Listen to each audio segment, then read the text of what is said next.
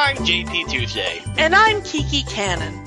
We've been Disney fans our entire lives. And now, as childless adults, we're undertaking a journey through the media that shaped our lives. Trying to find out if what made them special is still there.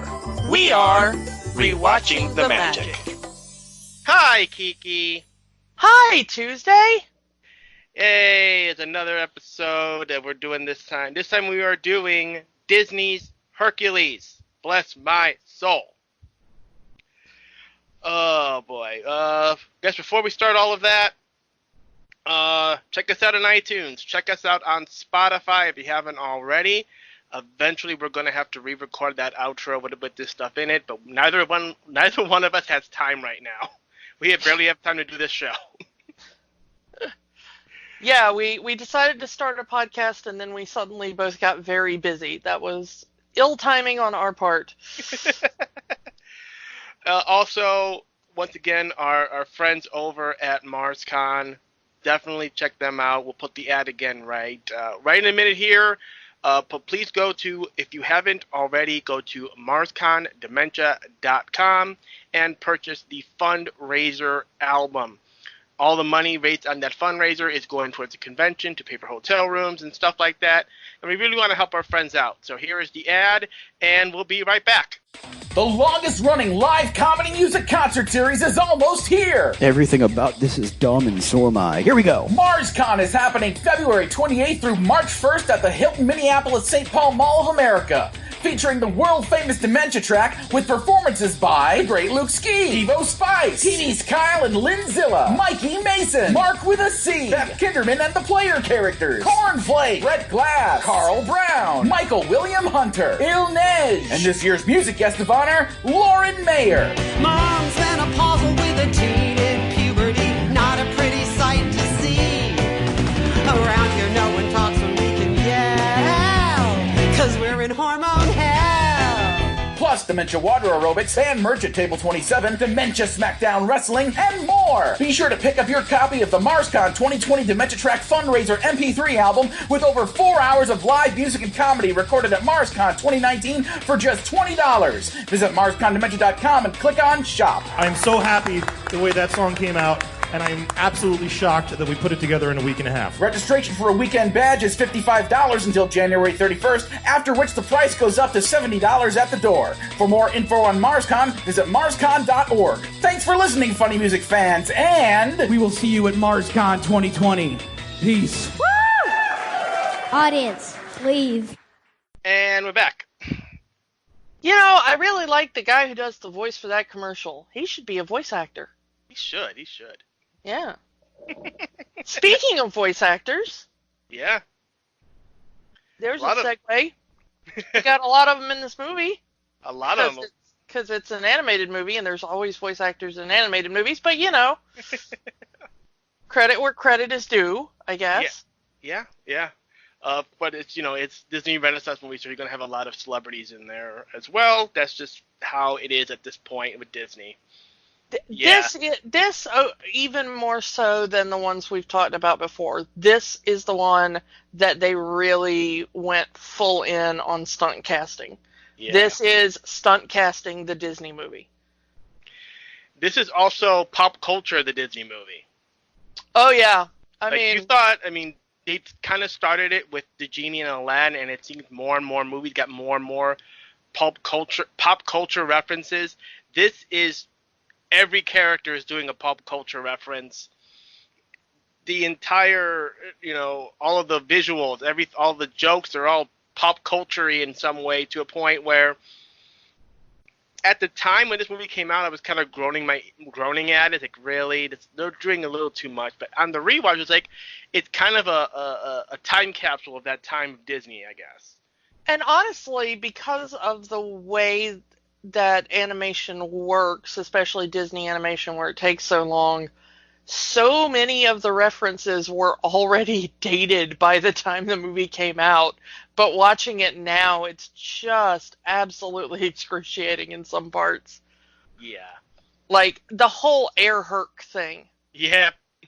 I honestly, because I don't follow fashion in that sense, but I don't even know if Air Jordans are really, like, still a thing.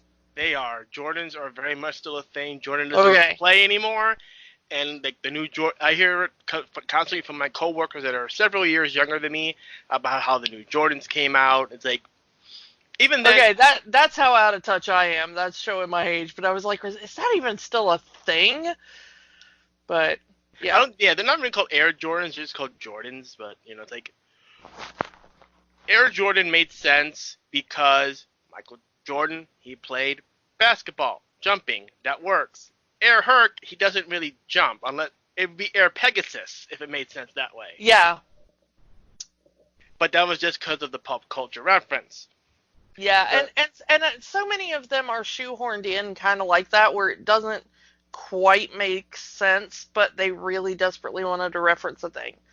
Yeah. I mean, in Aladdin, it was all Robin Williams, and you could forgive it within the context of the film because the genie is, there's theories that the genie kind of has this omniscience and he kind of sees all points in time at once or something.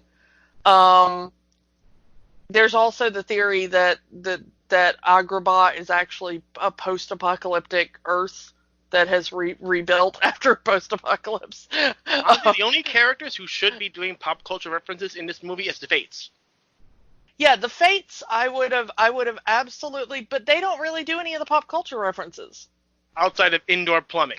Yeah, the indoor plumbing joke is really the only, but that's not pop culture. That's just like things that exist in the future. Yeah. So yeah, the only characters that should be doing this are the ones that don't. Pretty much everybody else gets some kind of, yeah. So how this movie got started, it pretty much got started as an adaptation of Homer's Odyssey. That's through my my research, and then they ultimately decided that the character of Homer was not relatable, so they decided to go into the direction of adapting the story of Hercules, which is probably be a better option, honestly. Yeah, because demigods are so much more relatable than a completely mortal human king.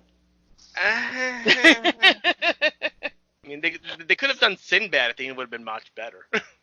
Yeah, honestly, I could have found Disney's Sinbad as being an interesting story. But knowing Disney, they would have casted Sinbad as Sinbad. Oh yeah. I don't think they would have been able to stop themselves, especially not in the mid-90s. Yeah. So Hercules. Disney tried to pull a lot of stops out for making this movie in terms of the premiere of this movie. They premiered this movie in New York City at the New Amsterdam Theater, which Disney recently purchased at that time. They still own it. Currently, it is the home of the Aladdin stage musical. So they did this whole weekend about it. They even brought up the Disneyland Main Street Electrical Parade to New York City, created 2 new floats for it featuring the characters of Hercules, and called it the Hercules Electrical Parade. You can actually find the footage of this on YouTube. They even did it as a TV special. And the parade actually goes down 42nd Street, just like it does in Disneyland.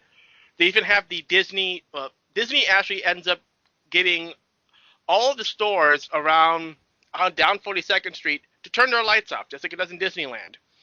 All but one does, which was a Warner Brothers store for obvious reasons.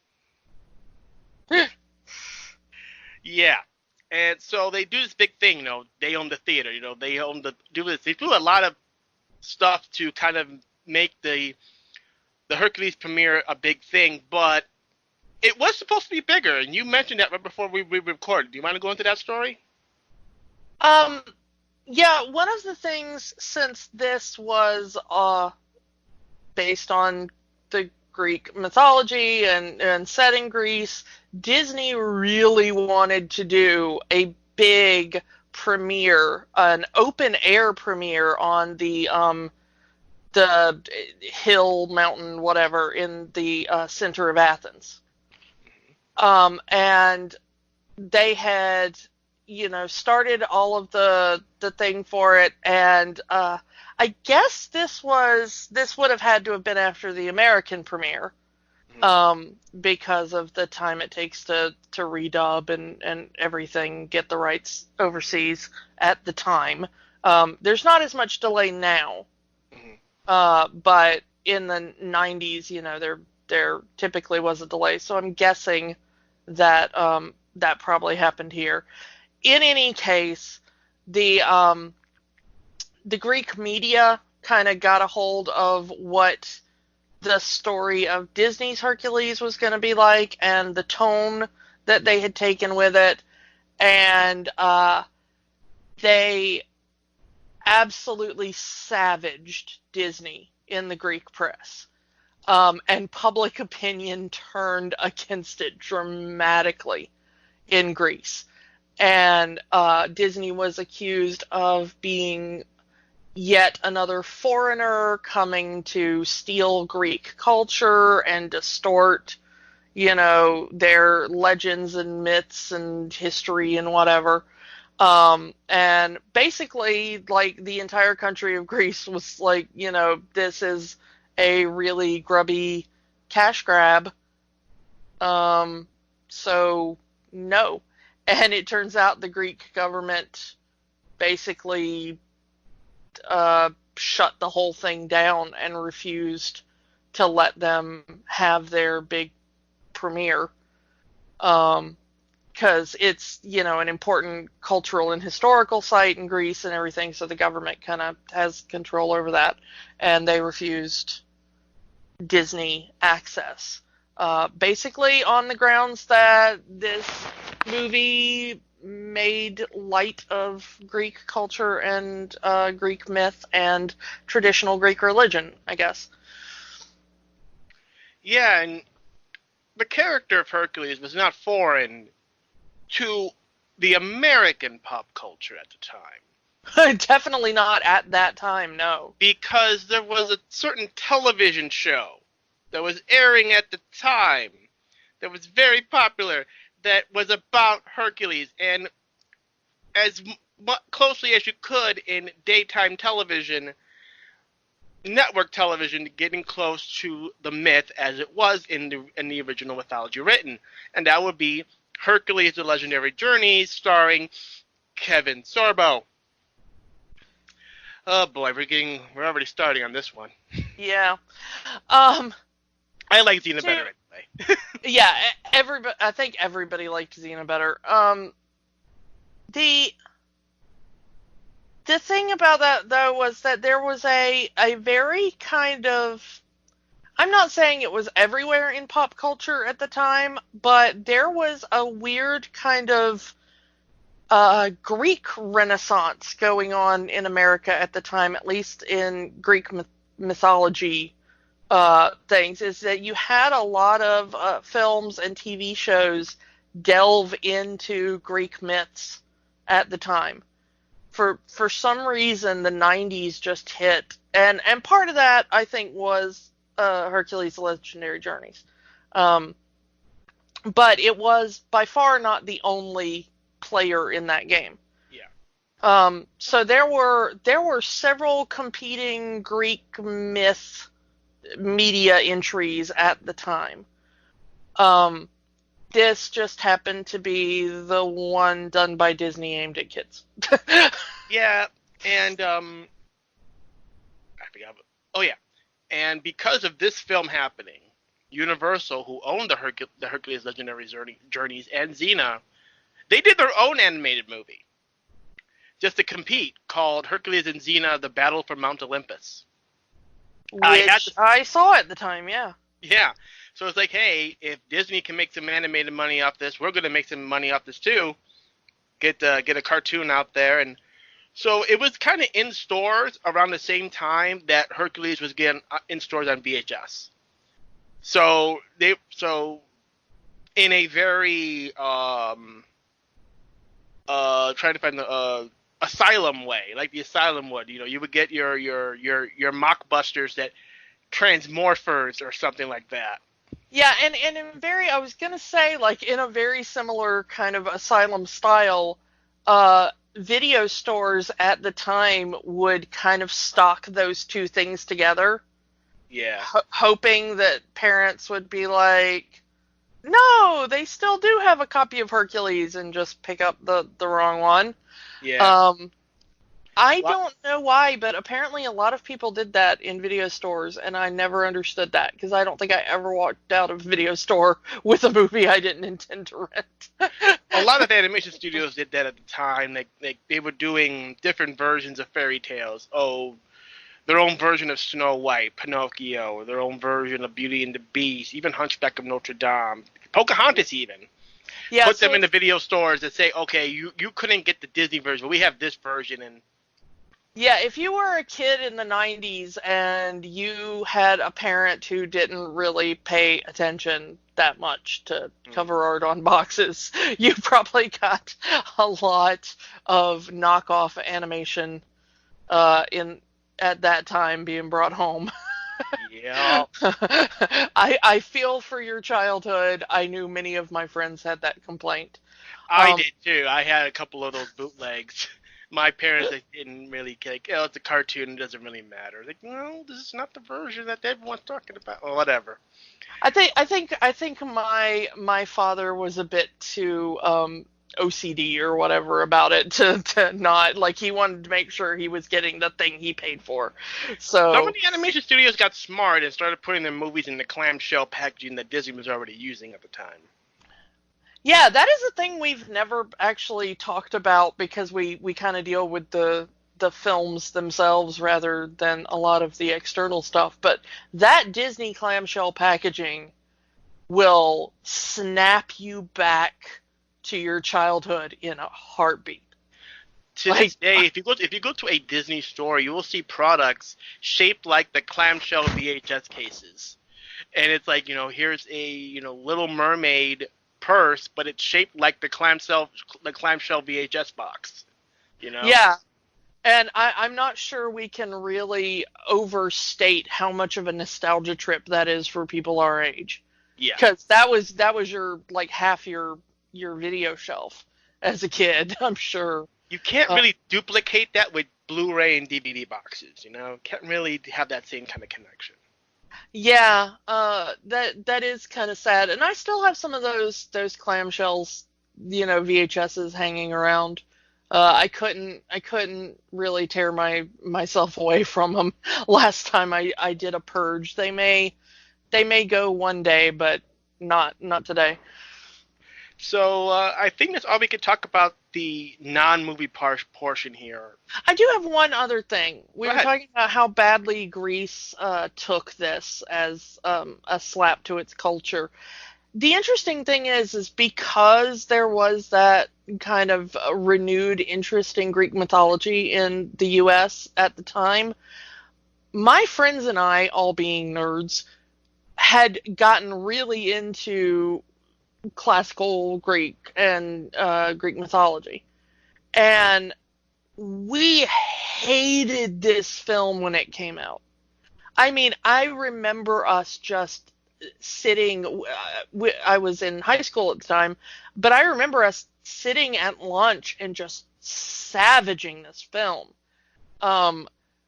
One time, a group of friends and I had a teacher who needed to be out sick, and as they did, I don't know if they still do this in public schools, but in the 80s and 90s, if your teacher was out sick, they would just have a substitute teacher pop in a movie on VHS that's somehow vaguely related to the class. Yeah. And so I forget what class we were watching this in. It might have been choir, and they were like, it's a musical, listen to music or whatever. But I remember that the entire class just sat around for the entire movie just talking about how absolutely unrealistic and unfactual it was. And I thought about it today because we talked about Pocahontas last week, but I remember us hating the liberties taken with Hercules more than we hated the liberties taken with Pocahontas. And if that doesn't tell you everything you need to know about American culture, right there in a nutshell. I don't think I had thought about it, of course, at the time, and I haven't really thought about it since, but thinking about it today, I was like, Pocahontas, for at least my personal friend group, it was released, and we were like, wow, that wasn't very historically accurate, and we moved on with our lives. We spent years mocking this film. We absolutely hated this thing. So I don't know. I just find it interesting that, mess with a real life woman who, had a tragic life and we kind of shrugged and moved on, but mess with a figure from Greek mythology and we got angry because Kevin Sorbo did it better or something. I don't know. It was very... This really, really, really wasn't a Hercules movie. This was Superman. This was absolutely Superman, which is interesting because if you know anything about the creation of Superman, Superman was partially based off the myth of Hercules anyway. Yeah. So it is kind of full circle. But this, I do agree with you. This felt so much like Disney desperately trying to do a Superman movie. I've been looking up and saying this was Disney's first attempt at a superhero movie. And I can actually understand that. This is straight up, whether you want to talk about Superman or Goku or whatever, you can even put some of the story of Jesus Christ in here and see some similarities.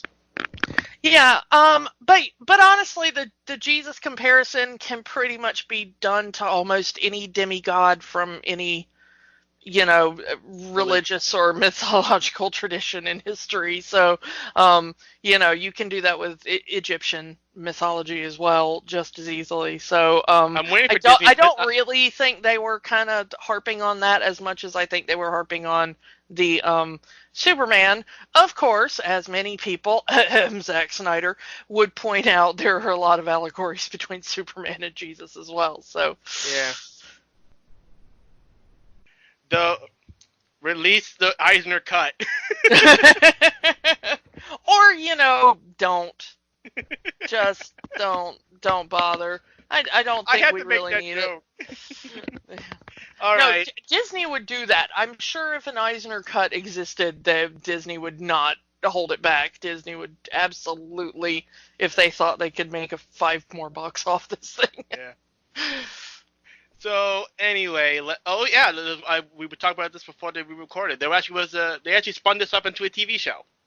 Yeah, the Hercules animated series.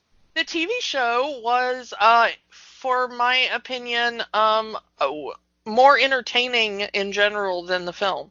I really liked what they did with it, and I can't wait. We're planning on talking about it at some point in the future. Yeah. But if you want to know. If you want to have like a really good time watching a Disney cartoon, go watch that one. It's highly underrated in my opinion. And they actually add more myth. One of the main characters is Icarus. Yeah, they really kind of paid more attention to Greek myths in the TV show, I think, than the movie did. The TV show actually takes place in the middle of this movie. You have the Aladdin series, which takes place after the movie. The Little Mermaid series takes place before the movie. This is slap dab in the middle of the Danny DeVito singing. Yeah, this is right in the middle of the training montage. Yeah. Yeah, which is very unique in a way that they could, although it leads to some continuity errors as the series go on, but I don't think anyone really cares. Yeah, I don't think it's a priority for anybody really. Especially because since Hades is not supposed to know Hercules is alive at this point. Yeah. But whatever, we are getting ahead of ourselves. Very. Let's rewind this thing here. Let's get back to the beginning of the movie here. Music by Alan Menken and David Sipple. Okay, we don't really know much about the guy. I mean, he has a career.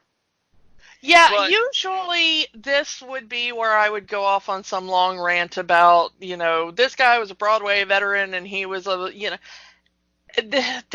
sorry, but, all apologies to Mr. Sipple, but, you've had a really boring career, sir. Outside of his work for Disney, he has done things that were nominated. He did the musical based on Neil Simon's The Goodbye Girl. Mhm. He did a musical comedy called City of Angels. None of the stuff he did do. Liza's at the Palace, which if you're a Liza Minnelli fan, you know that is kind of a big feather in his cap. But he's not.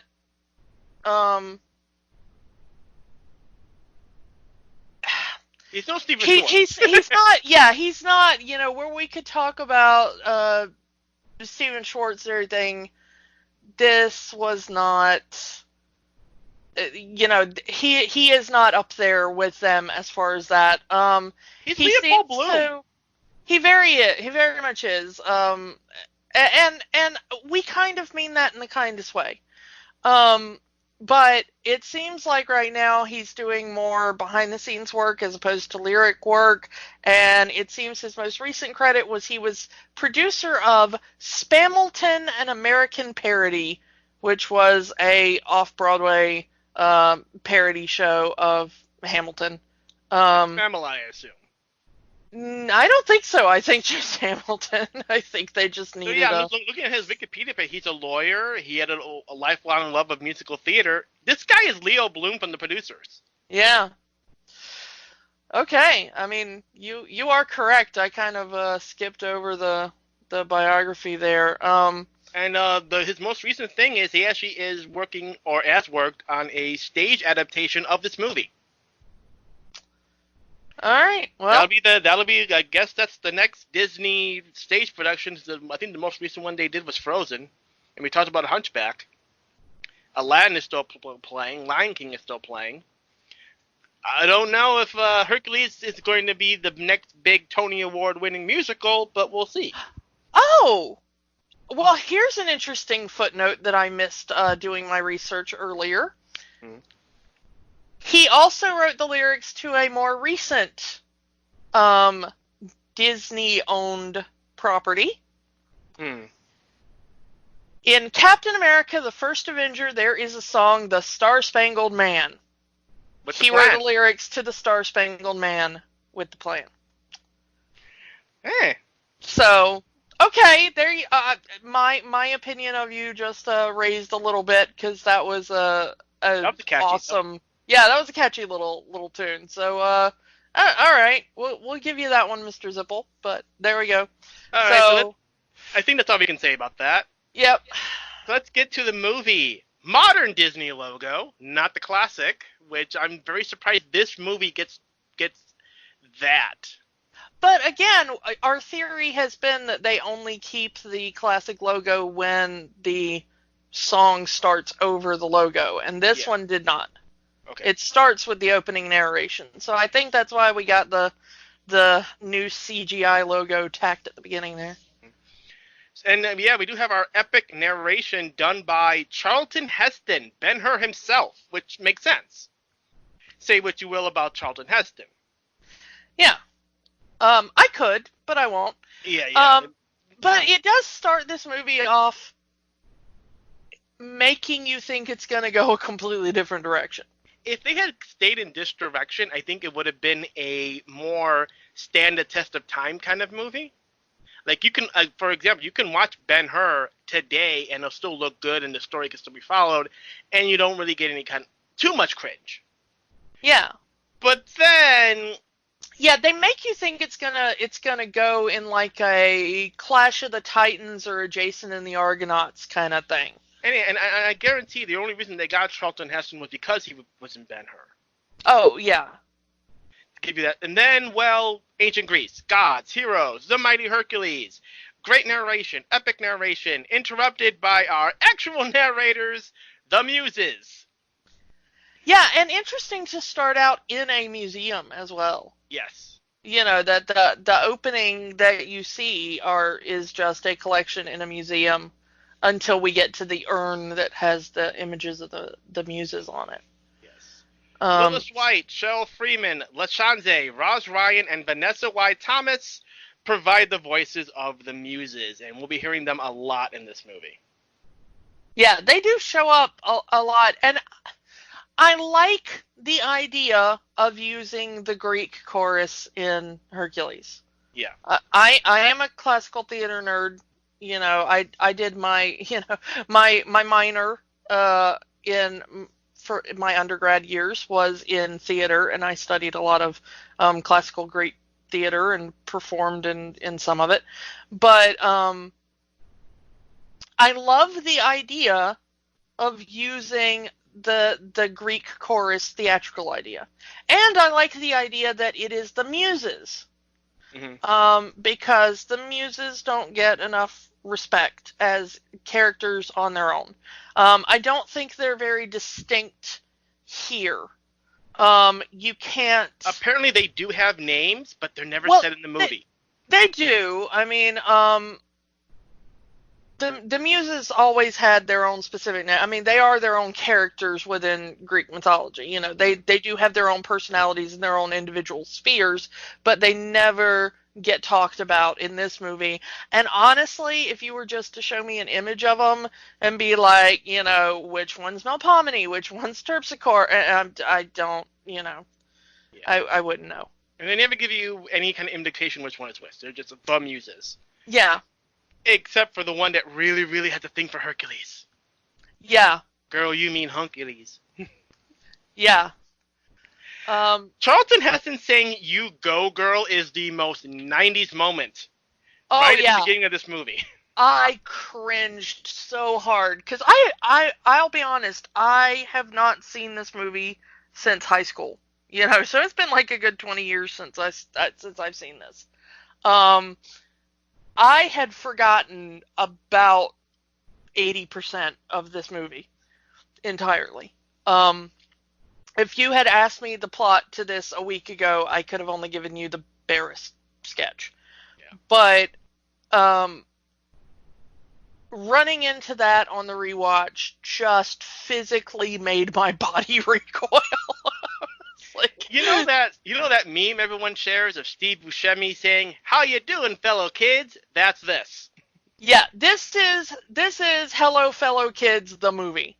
It really is, and it is, but it is just that cringy in some places. Yeah. So, and it's also gets us to this aesthetic that we have of the music, which is very, very, very gospel. We kind of joked about it last week. Is like this movie about a Greek hero, Greek legend, Greek mythology with gospel music, which now that I think about it, makes a bit more sense because it is about gods and gospel music is about God. I can understand that. It just, when I first heard this stuff, it just felt so out of place. Well, the interesting thing to me was that this movie is aggressively white. It really is. Almost all of the characters are not only portrayed as white in the film, but done by white actors, with the exception of the muses. And it's fascinating to me that they decided to go with several styles that were connected with not only American styles, because the music in this is very American. Like for The Lion King, they tried to bring in African rhythms, African instruments, African choruses, the language. There is none of that in Hercules. This is a very American style, but it is a African American style. It is Black America style. Yeah. It is gospel music. It's rock. It is doo-wop. kind of There's an entire song that's doo-wop. Yeah. There's an entire doo-wop number. Even the kind of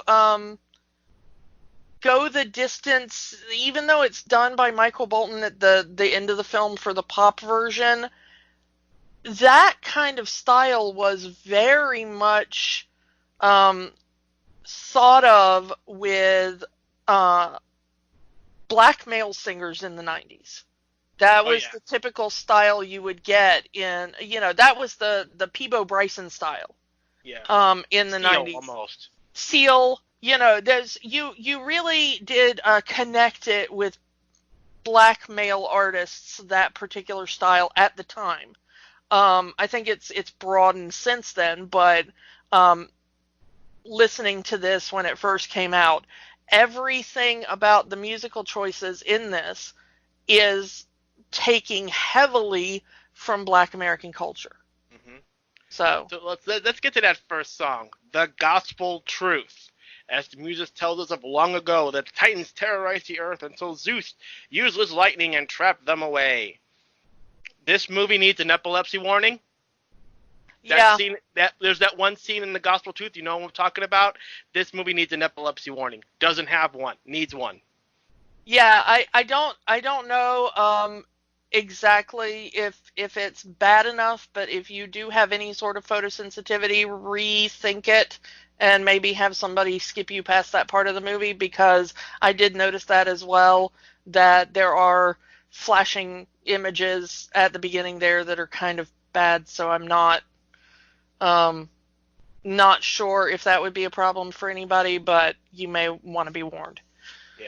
Anyway, Mount Olympus, not long after the defeat of the Titan Zeus, voiced by Rip Torn, and Hera, voiced by Samantha Eggar, welcomed their new son Hercules into the world, and this is like the big change. The first big change of the mythology of having Hera and Zeus just be happy married couple with their little baby boy Hercules.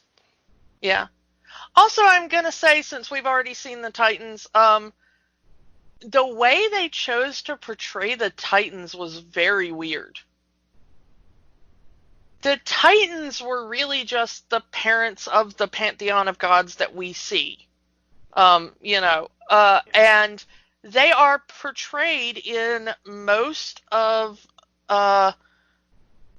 Greek mythology as being very similarly human to the pantheon of Mount Olympus.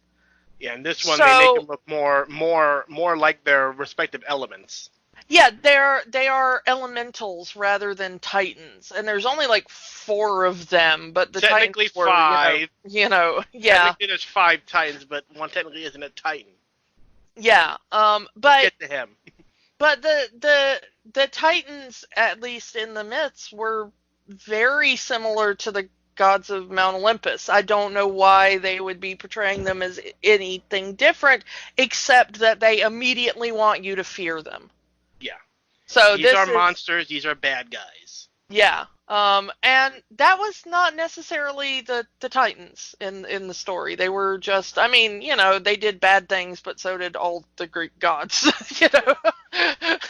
So let's go back to this party that Zeus and Hera having for their boy. All the gods are there, including Hermes, voiced by Paul Schaefer, and they make him look like Paul Schaefer. Yeah, like we said, pop culture stunt casting the movie. Missed opportunity, honestly, to have David Letterman play Morpheus. That would have been cool, yeah. Because, who else puts you to sleep in the 90s except David Letterman? I think we all fell asleep to David Letterman every single night. I don't mean that in a bad way. I loved David Letterman. Exactly. But that was just, that's what you put on when you were going to bed.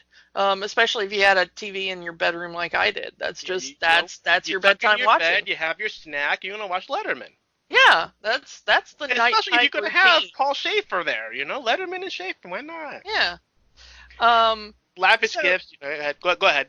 I honestly think Paul Schaefer did fine in this part. Like, just from a voice acting perspective, I think he did what he was there to do. Schaefer's not really known for being an actor, but yeah, it's very strange, but he was pretty good in this. Yeah, he gave Hermes quite a personality in this movie. Yeah, and Hermes is kind of, he is the messenger god, and you think of him when you think of speediness and all that kind of stuff. So the way that they had him kind of zipping around and upbeat and everything, I buy that for Hermes as a reasonable portrayal. Not a lot of the other gods really get speaking roles in this movie. And if you really didn't know your gods, you wouldn't know which ones they were. Narcissus is not a god. Yeah.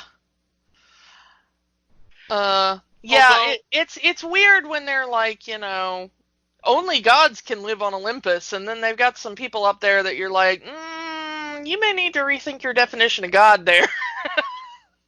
though Artemis does have a cool moment when she ricochets that lightning bolt.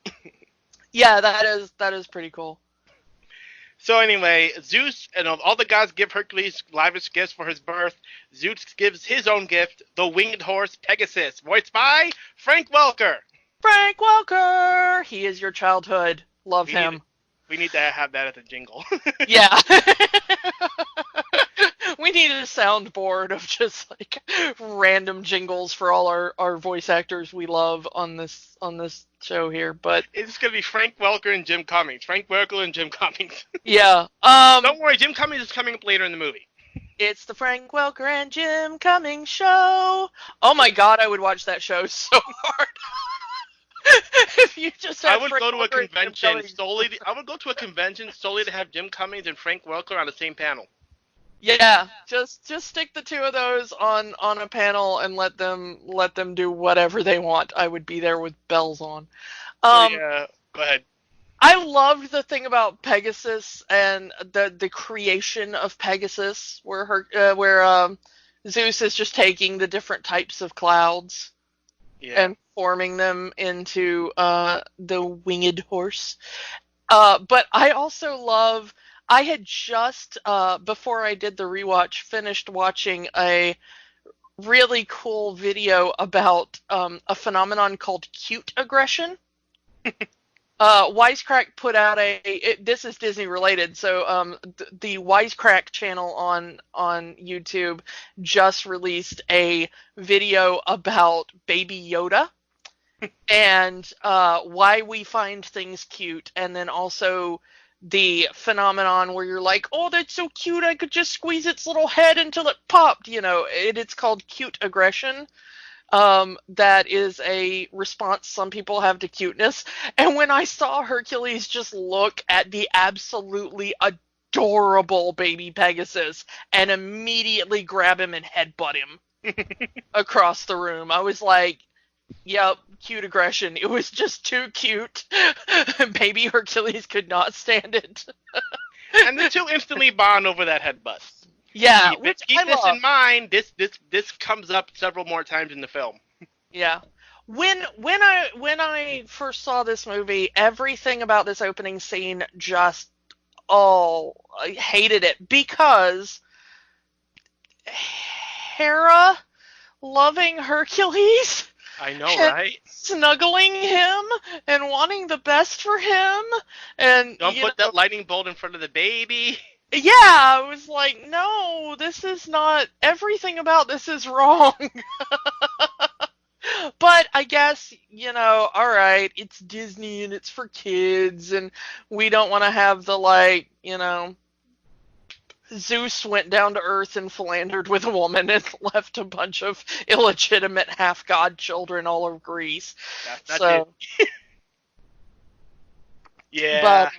But yeah, it's still, to this day, it just kind of sends weird shivers up my spine to see Hera being like, oh, cute little baby Hercules, I love you so much. Because I'm like, this is a trap, and I'm not sure how.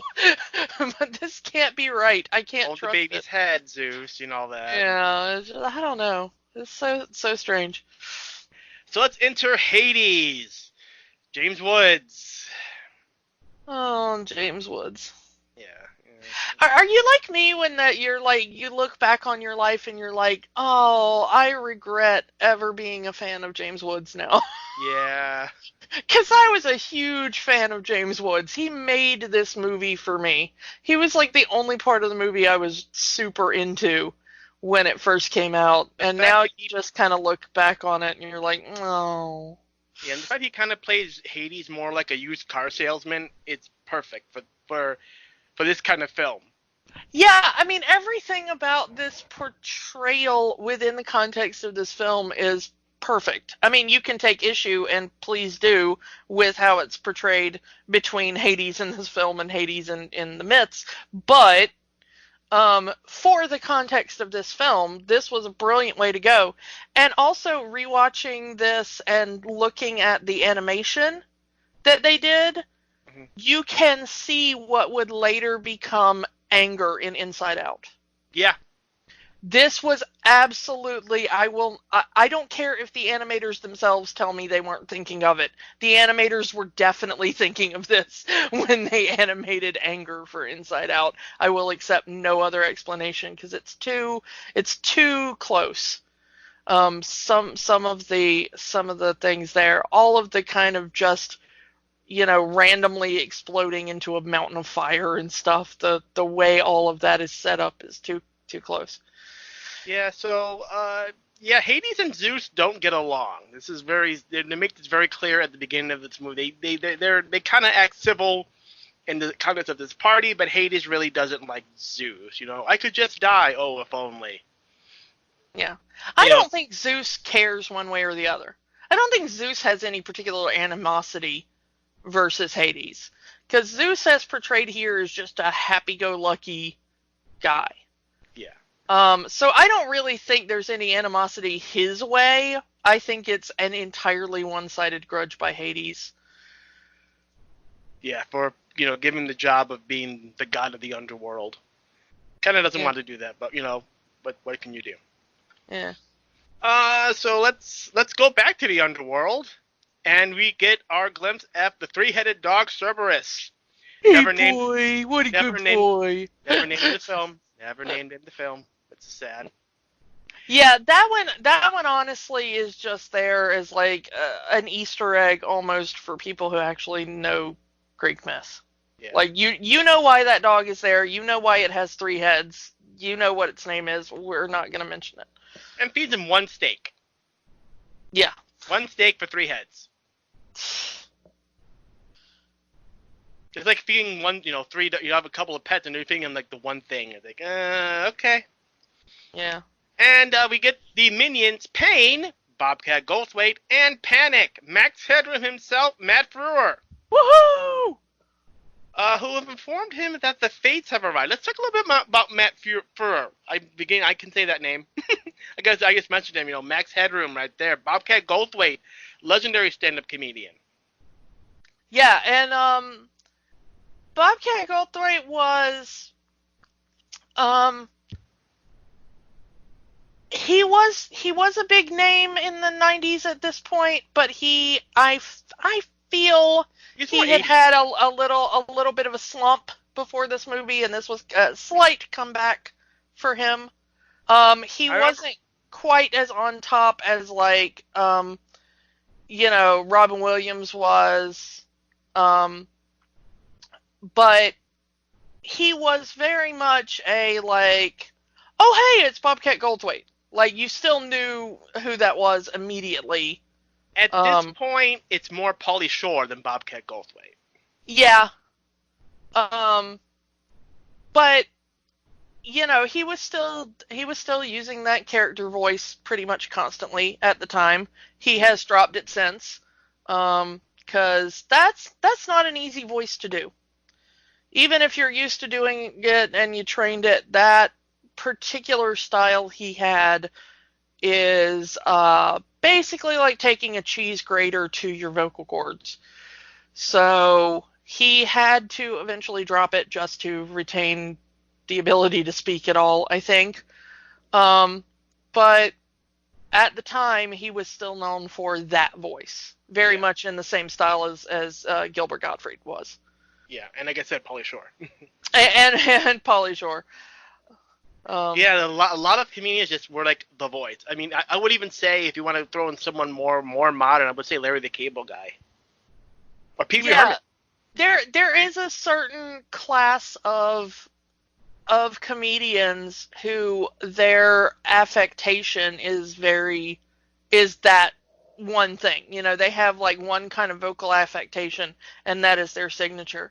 And even I'm not at all selling these people short, because they are all brilliant comedians in their own right.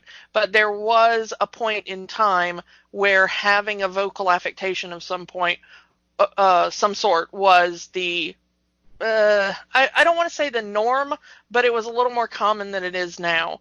But you still have even more modern comedians, like the dearly departed Mitch Hedberg was very known for his kind of weird, drugged out stoner kind of method of speaking. And so, yeah, it was a thing, and it was much more common in the 80s and 90s, I feel, than it is today.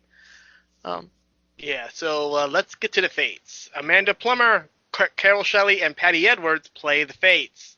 And they are shown cutting the thread of the life of a mortal, sending that life to the underworld, into the River Styx.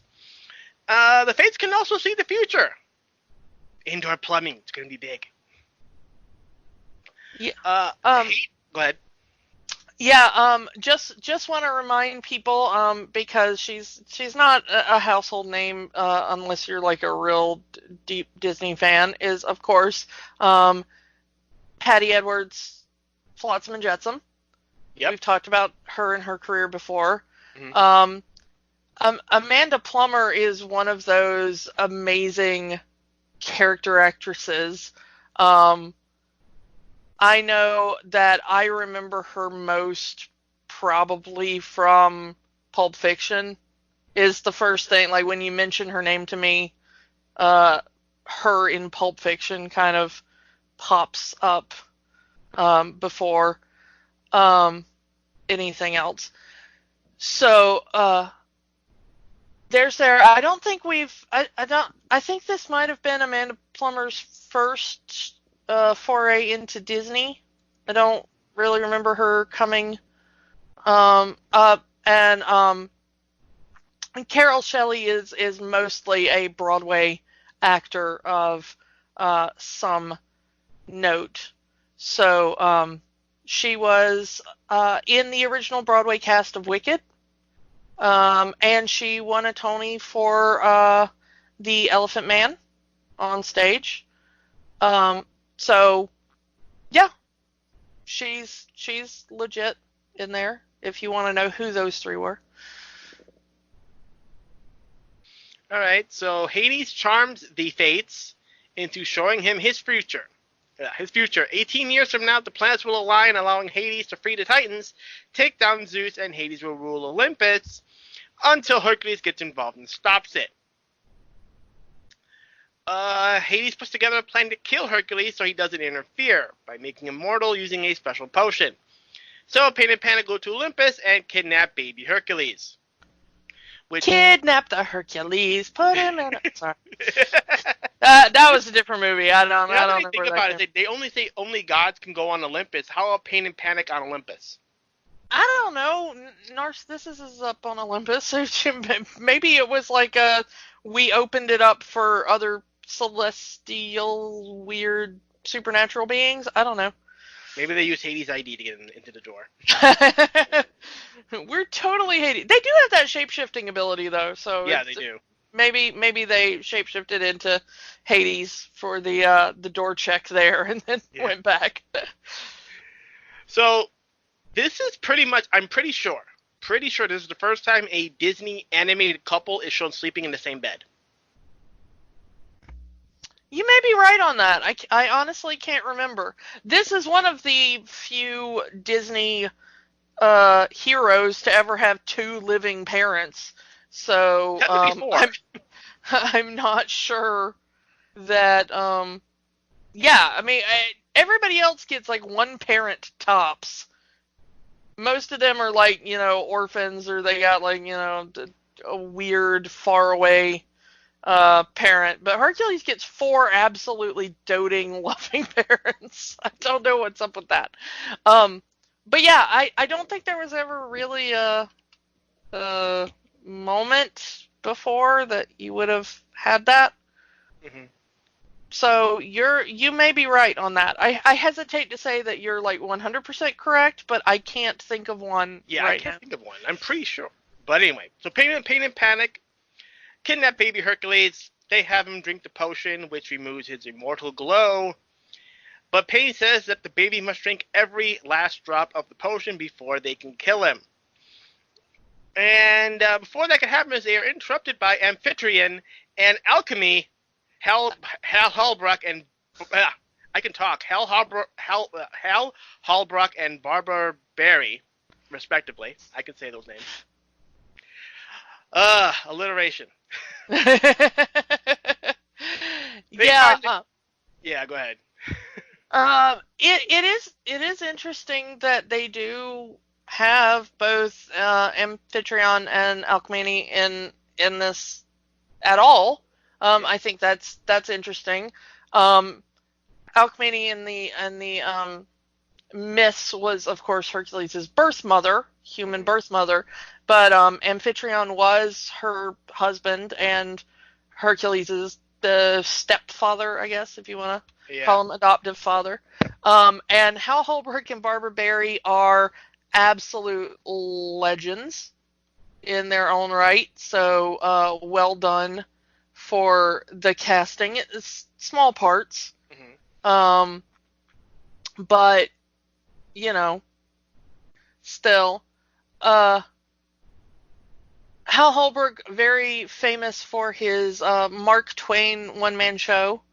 And then, of course, he really got famous on screen from playing Deep Throat in All the President's Men. And you have seen him in almost everything up until his death. He was still working. And Barbara Barry was mostly a television actress, and she was the wife on Barney Miller, which was a detective sitcom in the 70s that was quite popular at the time. But she also had an amazing career, including an extraordinary amount of stage work. So yeah, both kind of big names here for the adoptive parents of Hercules. So Pain and Panic try to finish the job before the people can get to them, but they get their butts kicked by an infant. Because he didn't drink the last drop, he still retains the strength of a god. So you have these two little demon people getting their asses kicked by an infant. You would think that, like, wouldn't the potion remove the strength first and then the immortality later? But no, it's a weird. It's reverse potion day. Yes. That's what it is. Immortality first, strength at the very end for reasons unknown. Yeah. Yeah. So Pain and Panic had failed, but Hades doesn't need to know that. If he finds out, if it's good. Yes, I do like if is good. So because Hercules is now mortal, the gods cannot retrieve the child, and have no choice but to allow him to be raised by the mortals that found him. And all of that was 14 minutes. Yeah. 14-minute opening number. On the soundtrack, we outdid quite a few of our previous films for that. So long that on the soundtrack it's broken up into 3 songs. Yeah, it is. I will say that this was, I believe, the first movie in the Disney Renaissance that I did not own the soundtrack to. For everyone prior to this, I absolutely had to have the soundtrack the second I left the theater.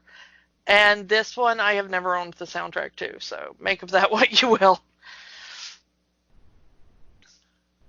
So let's fast forward. Hercules, teenage Hercules, voiced by Josh Keaton, singing voiced by Roger Bart, Broadway legend himself. Yeah, Roger Bart. Yeah, you and I saw Roger Bart in the production of Young Frankenstein. Yeah, we saw it at On the tour. beginning of the U.S. national tour after it finished its first run on Broadway. The original cast, most of them, went on tour, including the two leads, one of which was Roger Bart, playing Dr. Frankenstein. Frankenstein. He does a killer Gene Wilder impression, I'll tell you what. Yeah, that was an absolutely incredible show. And we were very fortunate to have been able to see it.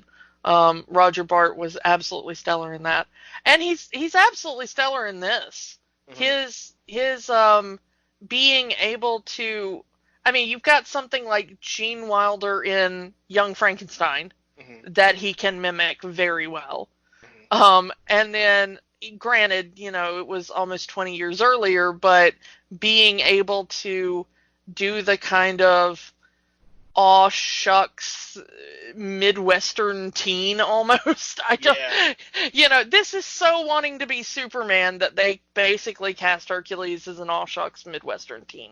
Yeah. You really expect him to come off the farm in Kansas and go right to fighting a Hydra or something. It's, I don't know. And that's pretty much what happens, but young Herc is a bit of a klutz. He can't control his own strength. And we see Demetrius, voiced by Wayne Knight, who was the vase seller. He doesn't want to help him, and none of the kids want to play with him because he's a klutz. And because he's so strong, being a klutz means the entire marketplace collapses. Yeah, he really destroys that town center. Yeah, and they see him as a freak, and no one wants to associate with him in any way, and he just, I know that's the point. You're supposed to feel sorry for him because he's this outcast, outsider kind of person that no one wants to be around. He feels like he doesn't belong, that he's supposed to be somewhere else, which leads to our I Want song, Go the Distance. Which Michael Bolton did sing at the end of the movie. This was the song that they were going to put all their money on. Yeah. There's a different song in this movie I think they should have, but we'll get to that one. This song, as well as just kind of skipping forward a little bit, a small portion of Zero to Hero were the two musical things they used to promote this movie. All the trailers had some combination of those two songs in them. But for the most part, they really did put almost all their eggs in the basket of Go the Distance. And I call this song Go to Sleep. I'm sorry, this song bores me to tears. Yeah, I mean, it's one of the slower songs, and most of the song is telling you the exact same things over and over and over. Like, I don't belong here. I want to be somewhere else. I want to be where I can be myself. And that's the entire song. But you know what? You can say the exact same thing about Part of Your World. It is slow. It repeats how much she wants to be in a different place, how much she doesn't belong where she is. All of those same criticisms you could very fairly level at Part of Your World.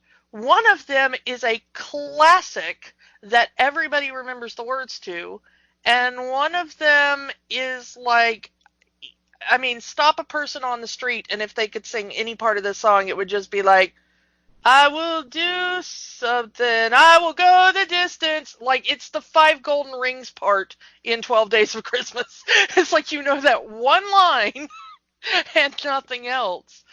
So, I don't know. And this is not Roger Barr's fault. He kills this song. It's just... Oh, yeah. His vocals on this are amazing. The fault is in the song itself. Because I actually was a Michael Bolton fan pretty heavily in the 90s. And even that, when it would come on the radio, I would just be like, snooze, switch channels. Let's see what else is on. So... I don't know. This song never did it for me. And you can tell that this is where the Disney Renaissance starts to dive. Yeah, you linked me to the new cover of this. I posted on my Facebook page. Yeah, that is Matthew Morrison, excuse me. Yeah. That is putting out a Disney cover album, it seems, and this is one of the songs in it, and they posted a big flashy music video or whatever on the Disney Vivo. And I absolutely love Matthew Morrison in anything. He's great. His most recent, he was just an American Horror Story, and he was great in there, even though he didn't sing. But I absolutely love Matthew Morrison, and even his version, I made it about halfway through before I had to check out. I cannot deal with this song. I'm sorry. This song is making good singers bad, I guess. Yeah, and the thing is, once again, the vocals, all three of those people, Roger Bart and Matthew Morrison and Michael Bolton are excellent singers, and their vocals on the song are very good. Just technically, they are brilliant. The song is just so aggressively boring. So let's forward here. So we get Ma and Pa and Ken saying bye to Clark as he's off to the Fortress of Solitude to learn the answers to where he came from. Yeah, that's what I got from that scene too. It's like, here's the weird alien artifact that came along with you from your birth, son. Because they do. I mean, they hand him the medal and they're like, this is the sign of the gods or whatever. Why don't you go to the temple and talk to your dead dad? And it's like, here, Clark, here's the blanket that you came in. Here's this weird symbol on it. Yeah, I don't think we can stress enough how much this movie wants to be Superman. It really gets very in your face about it as the movie goes on. You start the movie and you're going... This is probably why Warner Brothers didn't want to do anything with Disney. Yeah, I mean, this is downright plagiarism in points, I'd say. This is just barely copyright-free Superman here. So, Herc is off to the Temple of Zeus because the medallion he wore as a baby has the symbol of the gods on it. We already said it. So, at the Temple of Zeus, Herc prays, and then a massive statue of Zeus comes to life. Zeus tells Hercules the truth, that he is a god that was turned mortal, but his godhood can be restored if he proves himself a true hero on Earth. And this is the first the audience hears about this, so, like, where did Zeus get this from? Like, well, it's been a while. Okay.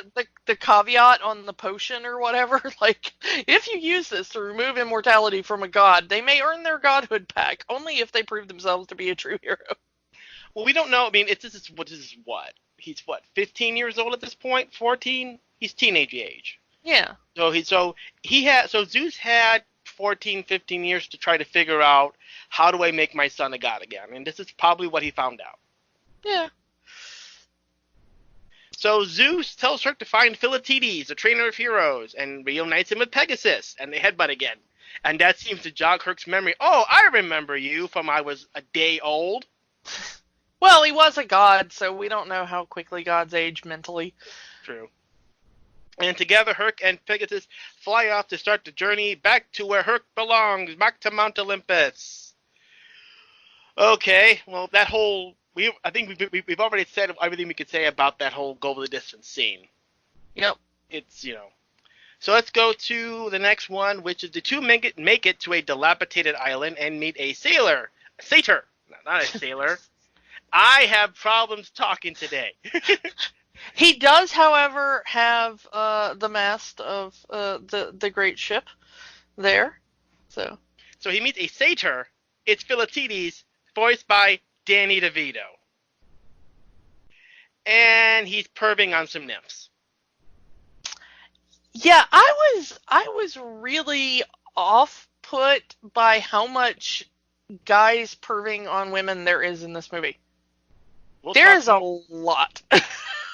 And this is kind of the start of it, though. This is the first you see, is that, he's chasing the nymphs and trying to grab them. Yes. It's not just that he's, like, flirting with them or trying to talk to them. Like, he is physically chasing them and trying to grab them, and they do not seem to want that. So maybe not a great introduction for your kind of heroic mentor here, Disney. Just a thought. Definitely, this ain't the Rocky movies, apparently. Yeah. Oh, and this is the other thing, is they really, really, really wanted him to be Rocky's trainer, know. Overall, I think Danny DeVito was a good choice for this. And he fits in well with the tone they were going for in the movie. And just acting-wise, I think he does a fine part, a fine job with the part. And Danny DeVito has a definite recognizable voice, and the voice they have, Danny DeVito's regular voice works for the character. Yeah. I mean, this was kind of typecasting. We need a short, cranky mentor guy, Danny DeVito. Yeah, I mean, but also Danny DeVito just naturally is incredibly expressive in a very particular way, kind of like Whoopi Goldberg is. We talked about Whoopi Goldberg and how they used so much of her facial movement in The Hyena, so that you could tell immediately who was going to be voicing this character before you even saw it. And it's exactly the same with Phil. The second you see this character, before you know anything about him, you know that that's going to be Danny DeVito's voice when it opens its mouth, Which did make it a bit of an issue when they went to the TV show, because now you have to find a guy that sounds like Danny DeVito, because Danny DeVito ain't going to work for animation scale. Yeah. Anyway, so Phil refuses to train Herc. He's retired. All of the heroes he's trained turn out to be disappointments. Even Achilles. And they make a big point of Achilles in this story. Everyone he's trained has been a disappointment. His dream was to train the greatest hero ever, one that the gods will immortalize in the stars, but he's given up. When Herc tells Phil that his father is Zeus, Phil makes fun of it. Daddy, read me a book, Daddy Zeus. And we get to the song One Last Hope. Before we even get to that, I remember one thing about this film and the behind the scenes of this film. It had to been because it wasn't Macon that said this, because it had to be the other guy. But what they say is when Danny DeVito sings, he no longer sounds like Danny DeVito. So they really couldn't have him sing as like his own singing voice for this song. So they kind of had him sing through the song, just so he still sounds like Danny DeVito. Huh? I thought it was one of those things where like he can't really carry a tune, so we make him sing. Because you don't really think of Danny DeVito and think that guy's gonna be a good singer. Well, Danny DeVito has done some stage productions. He's not a stranger to it. So I guess they had him sing, and it was like, you're too good. I think that was the situation. At least that was what the intent of the interview was. That he was too good of a singer to still sound like himself when he was doing this song. And it's very obvious a talk-sing style that they have Danny DeVito do. And he's just refusing it. I am not gonna train it. And then he gets struck by lightning by Zeus, and then he agrees. Yeah. One last shot of training a true hero, and Herc's training doesn't go as well first. It's that poor training doll. Just that poor training doll. If that doll could feel pain. Yeah, let's be glad that is an inanimate object with no sentience.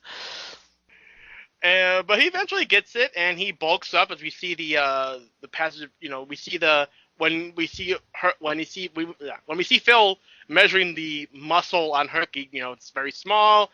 By the end of the song, he's bulked up. It breaks the tape.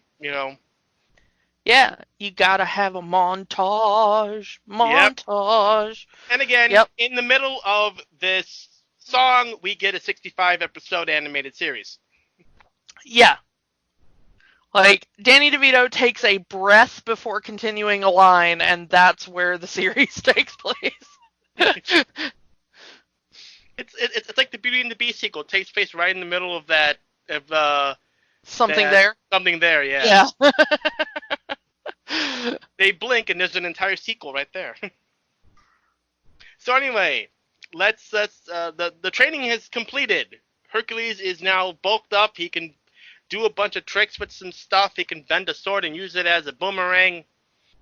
Don't know how that works, but it's a cartoon.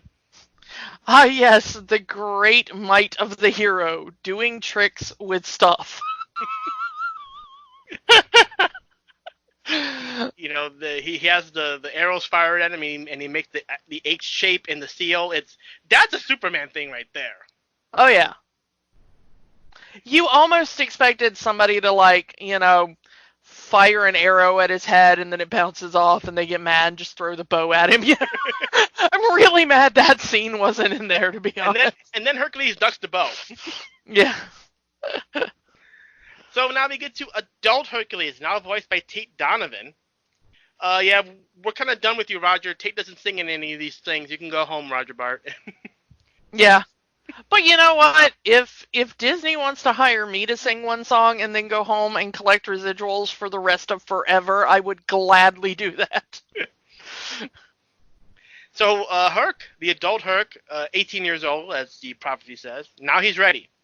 And Phil gives them a test run in Thebes, but before they get there, they hear a woman in danger. Upon landing, they run into Megara, Susan Egan, trying to get away from the centaur Nicias, voiced by Jim Cummings. Jim Cummings! He's the other half of your childhood. Love him. And Herc gets involved, but it doesn't go well at first. It's his first day in the job. He loses his sword. He grabs the fish. It's very, very, very embarrassing first day on the job for Herc. But Herc is able to defeat the centaur. No problem. With a little punchy and headbutt. And I said use your head, but not that way. Phil straight up calls Herc win a sloppy. He made too many mistakes. That's not what because he got distracted by Megara. And he's still distracted, and he's staring at Megara while she's bending over washing her hair. Remember what I said about too many men kind of lecherously looking at women? Yeah. That's a straight up, that's a straight up perf moment right there. Yeah. I think Phil taught Herc a little too much. Yeah, you've been around Phil for too many years, boy. And Pegasus is getting jealous over this. The scenario of the pet getting jealous over the owner's SO. Yeah, even refusing when Herc offers Meg a ride to wherever she was going. Meg says she can handle herself as trio goes on to Thebes. So let's talk about that introduction of Megara there. Yeah, well, first we got to talk about the actress. Yeah. Because Susan Egan does have some major credit to her name. She was the original Belle in the Broadway version of Beauty and the Beast, which makes her one of the few people to play two Disney heroines. Yeah. So she did that on Broadway, and I have the original cast recording of the Beauty and the Beast Broadway show, and her voice is outstanding. And you can hear it here, even in Meg's speaking voice, that she has a very similar tone to what Paige O'Hara had when she was doing Belle. So she really does have what we now think of as that Disney princess voice. Only she puts a little bit more sarcasm on it. Yeah, she plays it a little more sarcastic and fast and loose and comedic, which is what they wanted for the character, but just her vocal quality is very much Disney princess. Today, you would know her as the voice of Rose Quartz on Steven Universe. So she is continuing to do major animated voiceover work to this day. And she also did The English language versions of a couple of Miyazaki films, including Spirited Away. So she's got a pretty good background there, including not Disney princess, but Disney heroine Megra. Though many people think that she should be a Disney princess. You know, she does hook up with the son of God. Yeah, I mean, I'm not sure if that qualifies you for princess status or not, but, you know, there's a case to be made for almost any woman in a Disney film to earn Disney princess status at this point, so I'm Pretty for much. it. If they want to expand the line, I'm going along with it. No complaints. I actually do like Meg as a character.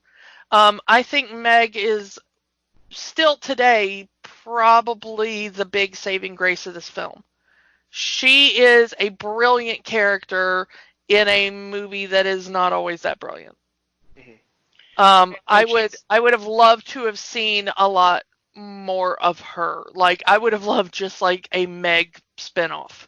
I want to see the backstory that got her here. Well, we know some of the backstory, but I would like to see that evolution. Yeah. You know, she's like the good girl. She has this love of her life. Poop went down, and then she becomes this sarcastic woman because there's really all the joys in her life was taken away. Yeah. Or maybe she was always a sarcastic woman. She was just happy and sarcastic. It exists. I know. I've known you this long. I'm just trying to make it how Disney would make it, you know? Yeah, I can see Disney definitely being like, sarcasm is only for the chronically depressed who have nothing else going for them. I mean, that's true in my life, but it's just not true in general, is what I'm saying. Yeah, she's one of the very, very, really, really good characters in this movie that, you know, to this day, there's so many women that cosplay as Meg at various conventions that, you know, it's just, they identify with this woman so much, especially with the harassment that Meg gets in this movie. Yeah. But also, Meg has a really good heart. She's portrayed as, you know, working for the villain, and she is under duress, but all of her motivations at every step along the way are pure-hearted. Mm-hmm. She's sarcastic, and yeah, she's a bit gruff, but she's never once unkind, and she's never once morally ambiguous. Like, she's forced to do Hades' bidding, but it's always under protest. You always know that she's never wanting to do it. She never agrees with the plan. You know, how she ended up in that situation in the first place was pure. Everything she does along the way is absolutely the most upstanding and unselfish person in the entire movie. Just brilliant from a moral, ethical standpoint. Which is a lot more than the actual mythological Megra has. Yeah, I mean, they changed everybody in this, of course. I'm just gonna go with that. So let's get back. Speaking of Meg, let's go. Meg is in a dark forest, and she runs into two woodland creatures. Another case of Disney making fun of itself, as Meg calls them two rodents looking for a theme park. Yeah. Again, Disney at this point, they know people are making fun of them. Might as well make some bucks off of it, making fun of ourselves. And the two rodents are Pain and Panic, which means Hades is there too. And turns out Meg was supposed to get Nessus, which turns out to be the Water Guardian, to join Hades' team for this big takeover. And as we saw, it didn't go so well. And, excuse me. Someone came to my door for a second. I'll edit this part out. Yep. So Meg goes on how Wonder Boy, and I love that nickname she gave him. Yeah. Wonder Boy, Hercules got involved, and Hades then goes after Pain and Panic because they didn't get the job done 18 years ago. Which, again, this completely puts the TV show in under suspect because Hades is not supposed to know Hercules is alive. Yeah, and Hades is in that show like every episode. Yeah. It's I'm just going to give you one villain tip for all you aspiring cartoonish villains out there. Always check up on your minions. Yeah. Like, if you send your henchmen out to do a deed, just go double check.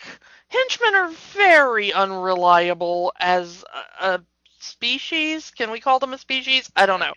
But henchmen are very unreliable. Always check up on your henchmen. It will save you pain 18 years later.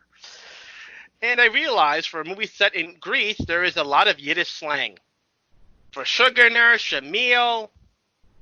Yeah, both Danny DeVito and James Woods lean heavily into the Yiddish slang. I don't know if that was intentional or ad-libs. Yeah, I have no idea. I know a lot of James Woods' dialogue was ad-libbed, especially the scenes between Hades and Meg. I don't know how much of Danny DeVito's was. So, I don't know. So, well, Hercules is still mortal. We know this. Pain and Panic make a point. He's still mortal. So Hades plans to correct this oversight. You want something done, you gotta do it yourself. Pretty much. So Herc, Phil, and Pegasus arrive in Thebes, clearly based on the personality of New York City. Yeah. Like, how I was thinking when watching this, Oliver and Company is very much 80s New York. Thebes and Hercules is very much 90s New York. I was thinking even 70s New York, grungier before the big Times Square cleanup and stuff like that. Because we do have that nice 70s reference of I'm walking here. Yeah. Out of Phil when they almost get run over by a cart. And the dude with what we thought was a flasher ends up being a sundial salesman. Yeah, I do kind of like the idea of knockoff designer sundials. That did make me laugh. I will give it that's one kind of modern reference that I did like. The entire thing with Thieves is filled with pop culture references, from stoplights and all that stuff. Anyway. The people of Thebes complain about the various disasters and crime that plague the city. Herc steps in, announces himself as a hero, and he'll help. But people aren't buying it. Even if he was a hero, they need a professional, not an amateur. People including at least 2 more versions of Jim Cummings. Pretty much. Because Jim Cummings is at least 2 of the crowd in there. I caught his voice. He is definitely the old man. And he's also definitely the tall man that is the spokesman for the group throughout the movie, the one that talks most. Yeah. So Jim Cummings' old man voice is very similar to the Tigger voice. Yeah. It's a similar vocal quality to that. Yeah, so Herc slumps. How can he prove himself a hero if there's no chance to be a hero? He makes a point. How can I prove myself at the job if you're not letting me do the job?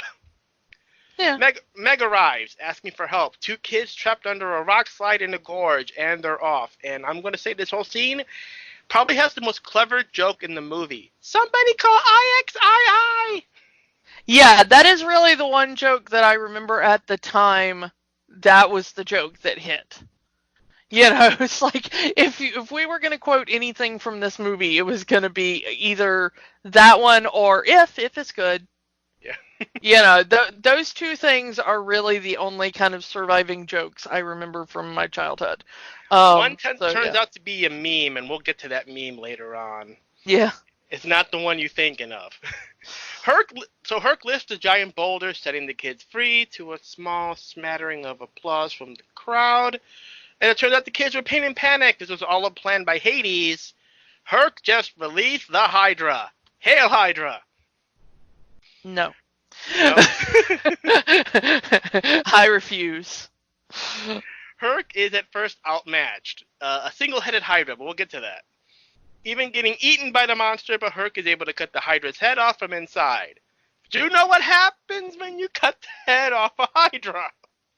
Anybody who's seen a Marvel movie does. But in this case, 3 more grow in its place.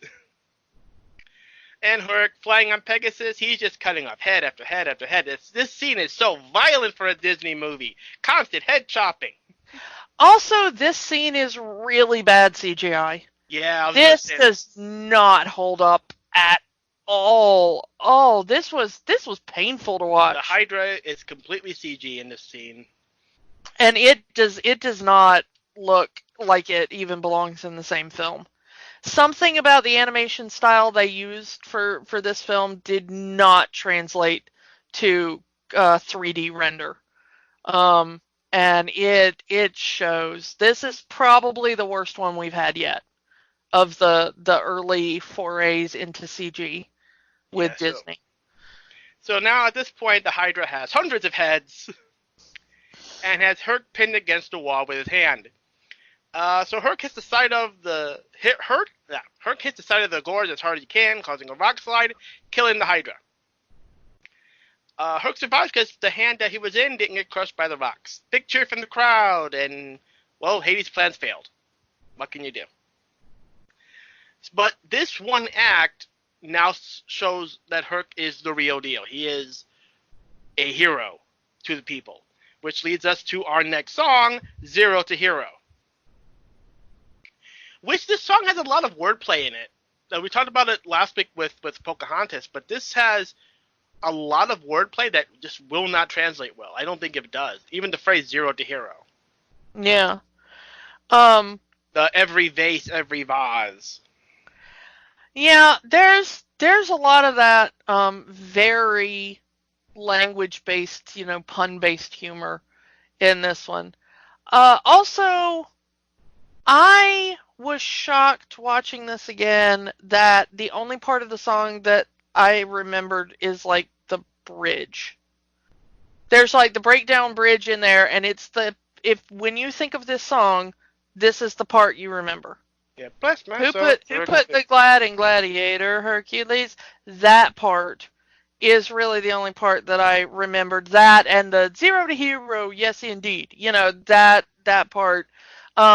So it does have, and frequently, a lot of clever wordplay, but it's still, I don't know, it's kind of like Go the Distance. There's something about it that just absolutely failed with me, except for that one kind of breakdown in the middle. That's a cool part of the song, and that's catchy, and that will stick in your head. But that's like maybe a third of the song tops. Yeah. And I'm even remembering now that they said who put the Gladiator Hercules.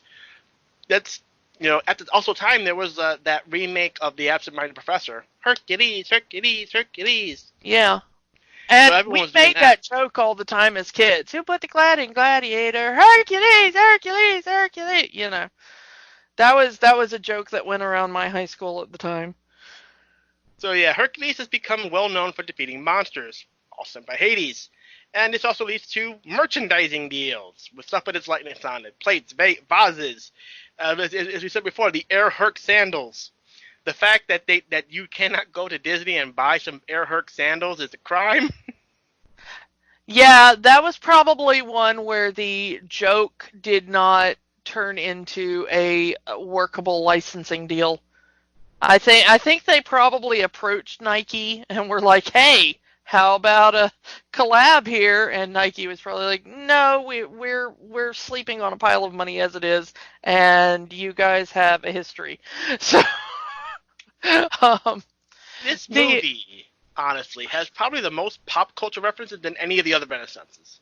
Any of the Renaissance films, this is just joke after joke. I mean, and they kind of make this, and they announce this movie as a comedy, straight up, when they announce this movie. And a lot of the comedy doesn't quite work so well, since a lot of it is pop culture jokes and puns. Yeah, I think if you were to show this to your kid today, those of you out there that have kids, I don't think your kid would find any joy in this film at all, because so much of it is dependent on having been a kid in 1995. Yeah, if you're a 90s kid, yeah, you'll get this movie right away. Outside of it, it's not going to hold up. I mean, it's a bit of a fast forward of our behalf, but yeah, so not much we can say about that. Yeah. That's the problem with doing quote unquote topical humor.